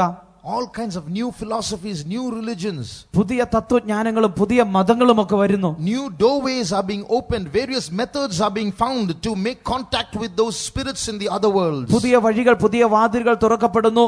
മറ്റു ലോകത്തിലുള്ള ആത്മാക്കളുമായിട്ട് ബന്ധപ്പെടുവാൻ പുതിയ വഴികൾ കണ്ടുപിടിക്കുന്നു. When this be the situation, ഈ സാഹചര്യമായിരിക്കുമ്പോൾ what are we doing? നാം എന്താണ് ചെയ്യുന്നത്? Very sad, we are sitting here without realizing we are in the middle of a battle. We are going to face big enemies very soon and we are not ready for it. നാം ഒരു യുദ്ധത്തിന്റെ നടുവിലാണ് എന്ന് മനസ്സിലാക്കാതെ നാം വളരെ നിസ്സംഗതയോടെ ഇവിടെ ഇരിക്കുന്നു. അതിവേഗത്തിൽ നമുക്കൊരു വലിയ ശത്രുവിനോട് യുദ്ധം ചെയ്യേണ്ടതുണ്ട്. There is a movement called the New Age movement. പുതുയുഗ സംഘടന എന്ന് പേരുള്ള ഒരു സംഘടനയുണ്ട്. I can talk 15-20 minutes about that, but there's no time. അതിനെക്കുറിച്ച് 15-20 മിനിറ്റ് വേണമെങ്കിൽ സംസാരിക്കാം, പക്ഷെ സമയമില്ല. That's again a movement that's getting ready to bring the Antichrist inside. അത് എതിർ ക്രിസ്തുവിനെ കൊണ്ടുവരുവാൻ വേണ്ടി പ്രവർത്തിക്കുന്ന ഒരു സംഘടനയാണ്. And in that movement, that organization has many plans. ആ സംഘടനയ്ക്ക് പല പദ്ധതികളുണ്ട്. One of those plans is called purification. അതിൽ ഒരു പദ്ധതിയാണ് ശുദ്ധീകരണം. Not the purification that we speak about. നാം സാധാരണ പറയുന്നതായ ശുദ്ധീകരണമല്ല. You know what is this purification? ഈ ശുദ്ധീകരണം എന്താണെന്ന് അറിയുമോ? They have an agenda, they have a plan. അവർക്കൊരു പദ്ധതിയുണ്ട്. And anyone working against that plan, get rid of them. ആ പദ്ധതിക്ക് വിരോധമായി പ്രവർത്തിക്കുന്നത് ആരായാലും അവരെ ഇല്ലാതെയാക്കുക. So they have a plan in bringing a one world ruler into this world. ഈ ലോകത്തിലേക്ക് ഒരു ഏക ലോക ഭരണകർത്താവിനെ കൊണ്ടുവരുവാൻ അവർക്ക് ആഗ്രഹമുണ്ട്. And if anyone works against that plan, if anyone stops that plan, get rid of them. ആരെങ്കിലും ആ പദ്ധതിക്ക് വിരോധമായി പ്രവർത്തിക്കുകയോ അതിനെ തടസ്സം ചെയ്യുകയോ ചെയ്താൽ അവരെ ഇല്ലായ്മ ചെയ്യുക. That's called purification. അതിനാണ് ശുദ്ധീകരണം എന്ന് പറയുന്നത്. In other words, you Christians, you are the defilement in this world. മറ്റൊരു വാക്കിൽ പറഞ്ഞാൽ ക്രിസ്ത്യാനികളായ നിങ്ങളാണ് ഈ ലോകത്തിന്റെ അഴുക്ക്. So you are the ones who are resisting this plan. ഈ പദ്ധതിയെ തടസ്സം ചെയ്യുന്ന മനുഷ്യർ നിങ്ങളാണ്. So when we get rid of you Christians, this is called purification. The world will be purified to welcome the Antichrist. അതിന്റെ അർത്ഥം ക്രിസ്ത്യാനികളെ ഒഴിവാക്കി കഴിയുമ്പോൾ ഈ ലോകം എതിർ ക്രിസ്തുവിനെ സ്വീകരിക്കുവാൻ വേണ്ട ശുദ്ധീകരണം പ്രാപിക്കും. So this is the plan. ഇതാണ് ആ പദ്ധതി. There is a rock musician. ഒരു പോപ്പ് സംഗീതജ്ഞനുണ്ട്. റോക്ക് സംഗീതജ്ഞനുണ്ട്. He, from the age of 13, he was a devil possessed boy. From the age of 12-13, he was demon possessed. 12-13 വയസ്സുള്ളപ്പോൾ മുതൽ താൻ ഒരു പിശാച് ബാധിതനായിരുന്നു. His name is Marilyn Manson. തന്റെ പേര് മാരിലിൻ മാൻസൺ എന്നാണ്. That's a combination of the name of a very immoral woman and a serial killer. ആ പേര് എന്നുള്ളത് യാതൊരു ധാർമ്മികതയും ഇല്ലാത്ത ഒരു സ്ത്രീയുടെയും ഒരു തുടർച്ചയായി ഒരു കൊലപാതക പരമ്പര നടത്തിയ ഒരു വ്യക്തിയുടെയും തമ്മിൽ പേരിന്റെ സങ്കലനമാണ്. Marilyn Monroe and Charles Manson combined together became Marilyn Manson. Marilyn മൺറോയും ചാൾസ് മാൻഷനും ഇത് രണ്ടും കൂടെ ചേർന്നിട്ടാണ് മെരിലിൻ മാൻഷൻ എന്നുള്ള പേര് വന്നത്. So this man, He is now one of the leading rock musicians in the world. താന് ഇന്ന് ലോകത്തിലുള്ള റോക്ക് സംഗീതജ്ഞരിൽ ഒരു പ്രധാനപ്പെട്ട വ്യക്തിയാണ്. Even now he's a demon possessed man. ഇന്നും താൻ ഒരു പിശാച് ബാധിതനാണ്. He's a close friend of Anton LaVey, the founder of the Church of Satan. സാത്താൻ സഭയുടെ സ്ഥാപകനായ ആന്റൺ ലവിയുടെ ഏറ്റവും അടുത്ത സുഹൃത്തുമാണ് ഈ വ്യക്തി. They say he'll be the next leader. താൻ പറയുന്നത് ഇവനാണ് അടുത്ത നേതാവ് എന്നാണ്. With my own ears I heard an announcement made by him. താൻ നടത്തിയതായ ഒരു പ്രസ്താവന ഞാൻ എന്റെ സ്വന്തം ചെവി കൊണ്ട് കേൾക്കുകയുണ്ടായി. I hope that in my lifetime I will get rid of Christianity. ഞാൻ എന്റെ ജീവിതകാലത്ത് തന്നെ ക്രിസ്ത്യാനിത്വത്തെ ഭൂമിയിൽ നിന്ന് തുടച്ചു നീക്കുവാൻ കഴിയും എന്ന് പ്രത്യാശിക്കുന്നു. It's not him saying it. താനല്ലത് പറയുന്നത്. You know who is saying it? ആരാണ് പറയുന്നത് നിങ്ങൾക്കറിയാം. So this is called spiritual war. ഇതാണ് ആത്മീക യുദ്ധം എന്ന് പറയുന്നത്. Brothers and sisters, it's enough of our sleeping. പ്രിയ ദൈവമക്കൾ, സഹോദരന്മാരെ സഹോദരിമാരെ, നാം ഉറങ്ങിയത് മതി. The enemy is getting ready to lay his sword on our necks. നമ്മുടെ കഴുത്തിൽ തന്റെ വാൾ വെക്കുവാൻ ശത്രു ഒരുങ്ങിയിരിക്കുന്നു. So what are we going to do these days? ഈ ദിവസങ്ങളിൽ നാം എന്ത് ചെയ്യുവാൻ പോകുന്നു? How are we close to Jesus? നാം യേശുവിനോട് എത്ര അടുത്തിരിക്കുന്നു? You know, we do so many things connected with Jesus, but that's not what I'm asking. നാം യേശുവിനോട് ബന്ധപ്പെടുത്തി അനേക കാര്യങ്ങൾ ചെയ്യുന്നുണ്ട്. എന്നാൽ ഞാൻ ചോദിക്കുന്നത് അതല്ല. Right now, so that we all might learn a lesson, I want to make a confession before all of you. നാം എല്ലാവരും ഒരു പാഠം മനസ്സിലാക്കേണ്ടത് നിങ്ങളുടെ മുമ്പാകെ ഒരു ഏറ്റുപറച്ചിൽ നടത്തുവാൻ ഞാൻ ആഗ്രഹിക്കുന്നു. You know, I have read the Bible without any close relationship with Jesus. ഞാൻ യേശുവിനോട് യാതൊരു ബന്ധവുമില്ലാതെ വേദപുസ്തകം വായിച്ചിട്ടുണ്ട്. I have spoken in tongues just out of a matter of habit without any close relationship with Jesus. യേശുവുമായിട്ട് യാതൊരു ബന്ധവുമില്ലാതെ പഴക്കം മൂലം ഞാൻ അന്യഭാഷ സംസാരിച്ചിട്ടുണ്ട്. I have lifted up my hands and said praise the Lord, praise the Lord, praise the Lord with emptiness in my heart, nothing to do with Jesus. എന്റെ ഹൃദയത്തിൽ ശൂന്യതയുമായി എന്റെ കരങ്ങൾ ഉയർത്തിക്കൊണ്ട് യേശുവുമായി യാതൊരു ബന്ധവുമില്ലാതെ സ്തോത്രം സ്തോത്രം സ്തോത്രം എന്ന് ഞാൻ പറഞ്ഞിട്ടുണ്ട്. I have done so many ministries and preached so many sermons without any close relationship with Jesus. ഞാൻ അനേക ശുശ്രൂഷകൾ ചെയ്ത അനേക പ്രസംഗങ്ങൾ യേശുവുമായിട്ട് ബന്ധമില്ലാതെ നടത്തിയിട്ടുണ്ട്. Which means we can be Christians, we can be Pentecostals, we can be old believers, we can be servants of God without anything to do with Jesus. നമുക്ക് യേശുവുമായി യാതൊരു ബന്ധവുമില്ലാതെ നമുക്ക് ക്രിസ്ത്യാനികളായി, നമുക്ക് വിശ്വാസികളായി, നമുക്ക് ശുശ്രൂഷകരായി കാണപ്പെടാം എന്നാണ് അത് കാണിക്കുന്നത്. We pray every day. നാം ഓരോ ദിവസവും പ്രാർത്ഥിക്കുന്നു. Let me ask you, which was the last time you or I said, Jesus, I love you? ഞാൻ നിങ്ങളോട് ചോദിക്കട്ടെ, യേശുവേ ഞാൻ നിന്നെ സ്നേഹിക്കുന്നു എന്ന് നിങ്ങളോ ഞാനോ പറഞ്ഞ അവസാന അവസരം എന്നായിരുന്നു? Aren't we called the bride of Christ? നാം യേശുവിന്റെ മണവാട്ടി എന്നല്ലയോ വിളിക്കപ്പെടുന്നത്? What else, what better words would be there for a bride to look to the bridegroom and say? ഒരു മണവാട്ടിക്ക് മണവാളനെ നോക്കി പറയുവാൻ ഇതിനേക്കാൾ നല്ല ഏതൊരു വാക്കാണുള്ളത്? But we are so full of needs and so full of requests and so full of petitions, we have no time to say, Jesus, I love you. നമ്മുടെ ഉള്ളിൽ പല പരാതികളും ആവശ്യങ്ങളും അപേക്ഷകളും നിറഞ്ഞിരിക്കുന്നത് കൊണ്ട് യേശുവിനോട് യേശുവേ ഞാൻ നിന്നെ സ്നേഹിക്കുന്നു എന്ന് പറയുവാൻ നമുക്ക് കഴിയാറില്ല. Somewhere we have to admit the truth that we have gone far away from God. നാം ദൈവത്തിൽ നിന്ന് അകന്നു പോയിരിക്കുന്നു എന്നുള്ള സത്യം നാം ഇന്ന് മനസ്സിലാക്കണം, അത് സമ്മതിക്കണം. Somewhere we have been bound ourselves by traditions and we think we are close to God while we are not close to God. നാം ഏതോ ചില വിധത്തിൽ പാരമ്പര്യങ്ങളാൽ ബന്ധിക്കപ്പെട്ടിരിക്കുന്നു. നാം അത് നിമിത്തം യേശുവുമായി ബന്ധമുണ്ട് എന്ന് നാം ചിന്തിക്കുമ്പോൾ തന്നെ നമുക്ക് യാതൊരു ബന്ധവുമില്ലാതെ If ഇരിക്കുന്നു. we do not realize the true state we are in, that we are indeed in a Christian state fallen from what we ought to be, then the devil will have power over us. നാം നമ്മുടെ യഥാർത്ഥ അവസ്ഥ മനസ്സിലാക്കുന്നില്ല എങ്കിൽ നാം ആയിരിക്കേണ്ട അവസ്ഥയിൽ നിന്ന് വീണുപോയ അവസ്ഥയിൽ ആയിരിക്കുന്നുവെന്ന് ആയിരിക്കും. Tomorrow I am going to share with you a dream that a man saw. ഒരു മനുഷ്യൻ കണ്ടതായ ഒരു സ്വപ്നം ഞാൻ നിങ്ങളോട് നാളെ പങ്കുവെക്കുവാൻ ആഗ്രഹിക്കുന്നു. And we will see what category we belong to in that dream. ആ സ്വപ്നത്തിൽ നിന്ന് നാം ഏത് കൂട്ടത്തിൽപ്പെട്ടവരാണ് എന്ന് നമുക്ക് മനസ്സിലാക്കാം. But today let us close our eyes. എന്നാൽ ഇന്ന് നമുക്ക് നമ്മുടെ കണ്ണുകളെ അടയ്ക്കാം. Jesus is in this place. യേശു ഈ സ്ഥലത്തുണ്ട്. They have a leader. അവർക്കൊരു നേതാവുണ്ട്. He's coming down to control the world. അവൻ ലോകത്തെ നിയന്ത്രിക്കുവാൻ ഇറങ്ങി വരുന്നു. And they are getting ready. അവർ അതിനായി ഒരുങ്ങിക്കൊണ്ടിരിക്കുന്നു. They are working day and night for that. അവർ രാവും പകലും അതിനായി അധ്വാനിക്കുന്നു. We have a leader. നമുക്കും ഒരു നേതാവുണ്ട്. He's trying to talk to us. അവൻ നമ്മോട് സംസാരിക്കുവാൻ ആഗ്രഹിക്കുന്നു. He's trying to wake us up to understand the truth. സത്യം മനസ്സിലാക്കുവാൻ നമ്മെ തട്ടി ഉണർത്തുവാൻ അവൻ ആഗ്രഹിക്കുന്നു. But do we have ears to hear his message? എന്നാൽ അവന്റെ ദൂത് കേൾക്കുവാൻ നമുക്ക് ചെവികളുണ്ടോ? Children of God, there is a war coming. ദൈവമക്കളെ, ഒരു യുദ്ധം വരുന്നു. There is a big war coming. ഒരു വലിയ യുദ്ധം വരുന്നു. And that's against the children of God. അത് ദൈവമക്കൾക്ക് വിരോധമായുള്ളതാണ്. It's against those who are loving the truth. It's against those who are loving the truth. സത്യം സ്നേഹിക്കുന്നവർക്ക് വിരോധമായുള്ള യുദ്ധം. In particular, it's going to be against Pentecostals. കൃത്യമായി പറഞ്ഞാൽ അത് പെന്തക്കോസ്തുകാർക്ക് വിരോധമായി. Are we ready to fight? നാം പോരാടുവാൻ ഒരുങ്ങിയിരിക്കുന്നുവോ? Before we rise up as an army, നാം ഒരു സൈന്യമായി എണീൽക്കുന്നതിന് മുമ്പ് let's make a sincere confession before God. നമുക്ക് ദൈവം മുമ്പാകെ ഒരു യഥാർത്ഥ ഏറ്റുപറച്ചിൽ നടത്താം. Ezekiel saw a vision. യെഹെസ്കേൽ ഒരു ദർശനം കണ്ടു. He saw a valley of dry bones. താന് ഉണങ്ങിയ അസ്ഥികളുടെ ഒരു താഴ്വര കണ്ടു. Now, will we be humble enough to acknowledge that we are that valley of dry bones? നാം ആണ് ആ ഉണങ്ങിയ അസ്ഥിയുടെ താഴ്വര എന്ന് ഏറ്റു പറയുവാൻ തക്കവണ്ണം താഴ്മയുള്ളവരായി നാം ഇന്ന് കാണപ്പെടുമോ? We have a form of godliness, but we have lost that power. നമുക്ക് ഏതോ ഒരു ദൈവികത്വമുണ്ട്, എങ്കിലും നമുക്ക് ദൈവശക്തി നഷ്ടപ്പെട്ടിരിക്കുന്നു. We have a kind of spirituality, we have a kind of zeal, we have a kind of Pentecostal experience, but we have fallen from our first love. നമുക്ക് ഏതോ വിധത്തിലുള്ള ഒരു തീഷ്ണതയുണ്ട്, ഏതോ വിധത്തിലുള്ള ഒരു പെന്തക്കോസ് അനുഭവമുണ്ട്, എന്നാൽ നാം ആ ദൈവസന്നിധിയിൽ നിന്ന് വീണിരിക്കുന്നു. Is there anyone who can acknowledge this? Yes, I am far away from that personal relationship with Jesus. ഞാൻ യേശുവുമായിട്ടുള്ള വ്യക്തിപരമായ ബന്ധത്തിൽ നിന്ന് വളരെ അകലെയാണ് എന്ന് ഏറ്റുപറയുവാൻ സമ്മതിക്കുവാൻ കഴിയുന്ന ഒരു വ്യക്തിയെങ്കിലും ഉണ്ടോ? There is a song in English. ഇംഗ്ലീഷിൽ ഒരു പാട്ടുണ്ട്.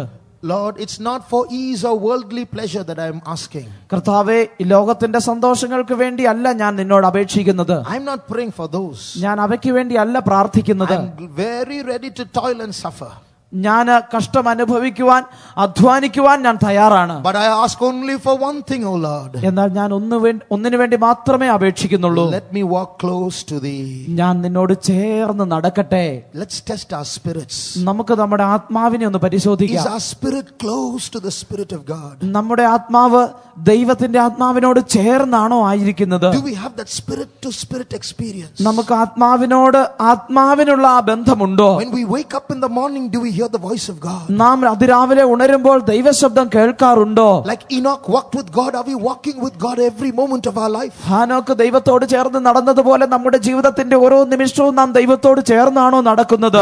When we leave our homes in the morning to go to work, to school, to college, or to the workplace, or to our hometown, or to the shop, are we taking Jesus with us? Can we see Jesus walking with us? നാം നമ്മുടെ ഭവനത്തിൽ നിന്ന് സ്കൂളിലോ കോളേജിലോ ജോലിക്കോ അല്ല നമ്മുടെ മറ്റു ഭവനത്തിലോ കടയിലോ പോകുമ്പോൾ നാം യേശുവിനോട് ചേർന്നാണോ നടക്കുന്നത്? Are we going to fight this battle without our leader with us? നമ്മുടെ നേതാവ് നമ്മോട് കൂടെ ഇല്ലാതെയാണോ നാം ഈ യുദ്ധം ചെയ്യുവാൻ പോകുന്നത്? Just think of that Jesus who died for us. നമുക്ക് വേണ്ടി മരിച്ച യേശുവിനെ കുറിച്ച് മാത്രം ചിന്തിക്കുക. Think of that Jesus who shed his precious blood for us. അവന്റെ വിലയേറിയ രക്തം നമുക്ക് വേണ്ടി ചൊരിഞ്ഞ യേശുവിനെ കുറിച്ച് ധ്യാനിക്കുക. His love is stronger than the grave. തന്റെ സ്നേഹം പാതാളത്തെക്കാൾ ശക്തിയുള്ളതാണ്. About his love it says many waters could not quench that love. അവന്റെ സ്നേഹത്തെ കുറിച്ച് പറയുന്നത് അനേക പെരുവെള്ളങ്ങൾക്ക് അതിനെ കെടുത്തുവാൻ കഴിയുകയില്ല എന്നാണ്. There were many reasons for him to go back from this world and go to heaven. ഈ ലോകത്തിൽ നിന്ന് സ്വർഗ്ഗത്തിലേക്ക് മടങ്ങി പോകുവാൻ അവൻ അനേക കാരണങ്ങൾ ഉണ്ടായിരുന്നു. Many waters came to quench that love. ആ സ്നേഹത്തെ കെടുത്തി കളയുവാൻ അനേക പെരുവെള്ളങ്ങൾ വന്നു. He kept walking. എന്നാൽ അവൻ മുമ്പോട്ട് തന്നെ നടന്നു. The fire of love kept burning for us. ആ സ്നേഹത്തിന്റെ അഗ്നി അവനിൽ ജ്വലിച്ചുകൊണ്ടിരുന്നു. And he died on the cross and gave his life for us. അവൻ ക്രൂശിൽ മരിച്ചു അവന്റെ ജീവൻ നമുക്ക് വേണ്ടി നൽകി. But today look at the state of his bride. എന്നാൽ അവന്റെ മണവാട്ടിയുടെ അവസ്ഥ നോക്കുക. He loved, but he has no love in return. താൻ സ്നേഹിച്ചു, എന്നാൽ അവന് തിരികെ സ്നേഹം ലഭിക്കുന്നില്ല. We go to him with our needs, but we don't go to him with love. നാം നമ്മുടെ ആവശ്യങ്ങളുമായി അവന്റെ അടുക്കൽ പോകുന്നു, എന്നാൽ സ്നേഹത്തോടെ അവന്റെ അടുക്കൽ പോകുന്നില്ല. How many of you will realize, yes, I am far away from God personally?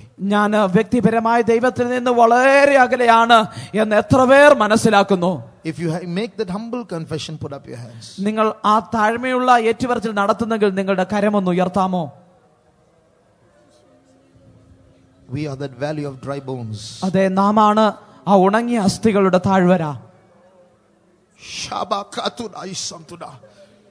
Yeah, we are making a confession today.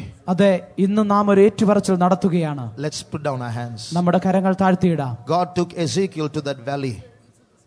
ദൈവം യെഹസ്കേലിനെ ആ താഴ്വരയിലേക്ക് കൊണ്ടുപോയി. Son of man, look at that valley. മനുഷ്യപുത്ര, താഴ്വരയിലേക്ക് നോക്കുക. He said, he looked and he said, the valley was full of very dry bones. താൻ നോക്കിയിട്ട് താഴ്വര മുഴുവൻ ഉണങ്ങിയ അസ്ഥികൾ കൊണ്ട് നിറഞ്ഞിരിക്കുന്നത് കണ്ടു. Then God asked him, Son of man, do you think they will live? ദൈവം അവനോട് ചോദിച്ചു, മനുഷ്യപുത്ര, അവ ജീവിക്കുമോ?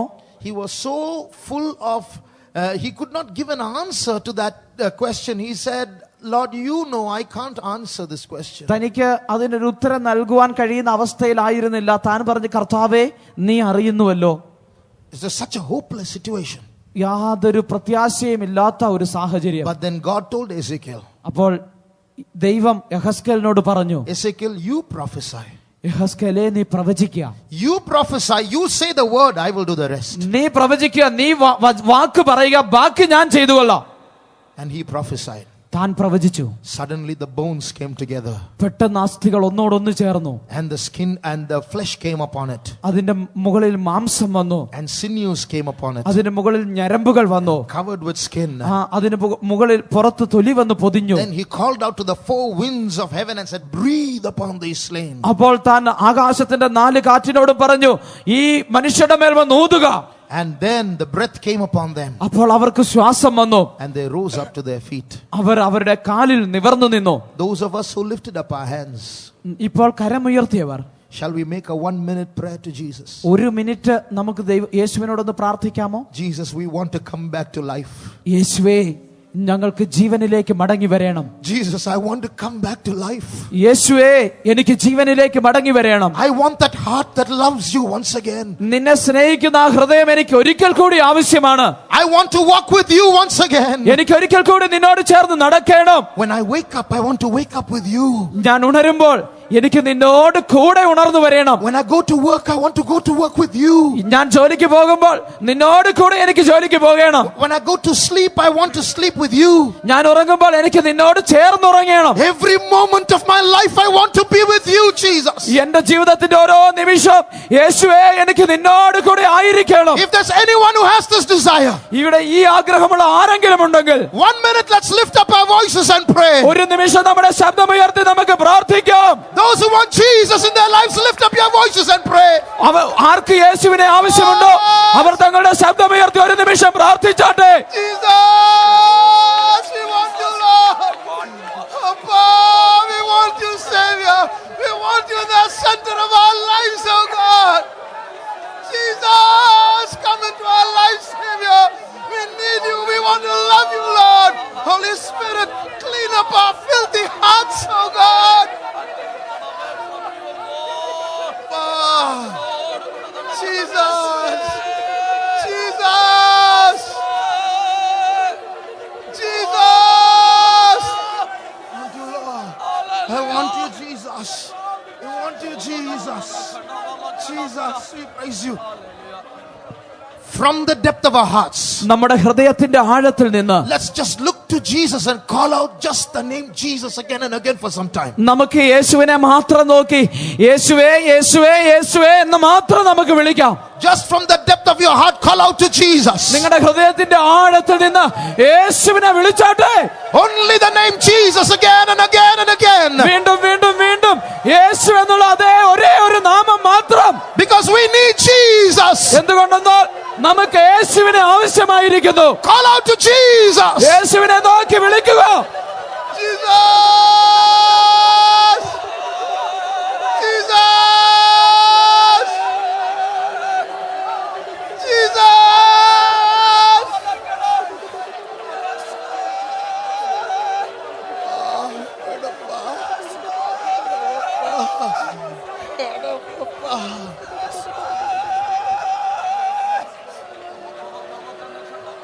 as we call out to the name of Jesus, നാം യേശുവിന്റെ നാമം വിളിച്ചപേക്ഷിക്കുമ്പോൾ the same Spirit of God that breathed upon the slain in the valley of dry bones ആ താഴ്വരയിൽ ഉണങ്ങിയ അസ്ഥിയുടെ താഴ്വരയിൽ ആ കൊല്ലപ്പെട്ടവരുടെ മേൽ വീശിയ അതേ ദൈവത്തിന്റെ ആത്മാവ് has begun to move in our midst. അത് നമ്മുടെ മധ്യേ പരിവർത്തിക്കുവാൻ തുടങ്ങിക്കഴിഞ്ഞു. I can feel the Spirit of God in this place. ദൈവത്തിന്റെ ആത്മാവിനെ എനിക്ക് ഇവിടെ മനസ്സിലാക്കുവാൻ കഴിയുന്നു. Can you feel the Spirit of God in this place? നിങ്ങൾക്കും ആ ദൈവത്തിന്റെ ആത്മാവിനെ അനുഭവിക്കുവാൻ കഴിയുന്നു.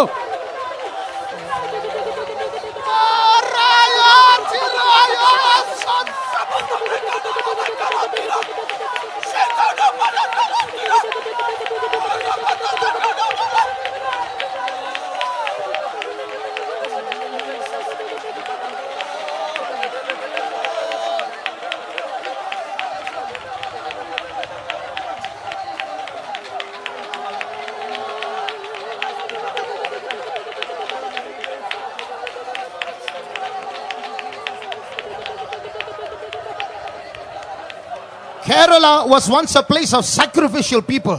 Kerala was once a place of sacrificial people. Keralam എന്നുള്ളത് ഒരിക്കൽ വളരെ ത്യാഗികളായ മനുഷ്യരുടെ സ്ഥലമായിരുന്നു. Many people came out as servants of God, and even nuns in the Roman Catholic Church, many were from Kerala. അനേക കർത്തൃ ശുശ്രൂഷകർ കേരളത്തിൽ നിന്ന് പുറപ്പെട്ടു വന്നു. കത്തോലിക്ക സഭയിലും എത്രയോ കന്യാസ്ത്രീകൾ ഈ കേരളത്തിൽ നിന്ന് പുറപ്പെട്ടു വന്നവരുണ്ട്. But that spirit has gone away. എന്നാൽ ഇന്ന് ആ ആത്മാവ് നഷ്ടപ്പെട്ടു പോയിരിക്കുന്നു. But the dry bones are going to come back to life. എന്നാൽ ഉണങ്ങിയ അസ്ഥികൾ ജീവനിലേക്ക് മടങ്ങി വരുവാൻ പോകുന്നു. That fire is going to come back to Kerala. ആ അഗ്നി വീണ്ടും കേരളത്തിലേക്ക് മടങ്ങി വരുവാൻ പോകുന്നു. The Spirit of the Lord is going to breathe upon those who have been slain by the enemy. ശത്രുവിനാൽ കൊല്ലപ്പെട്ടവരുടെ മേൽ ദൈവത്തിന്റെ ആത്മാവ് വീശുവാൻ പോകുന്നു. Many young people are going to come out to serve the God. അനേക യൗവനക്കാർ കർത്താവിന്റെ ശുശ്രൂഷയ്ക്ക് വരുവാൻ പോകുന്നു.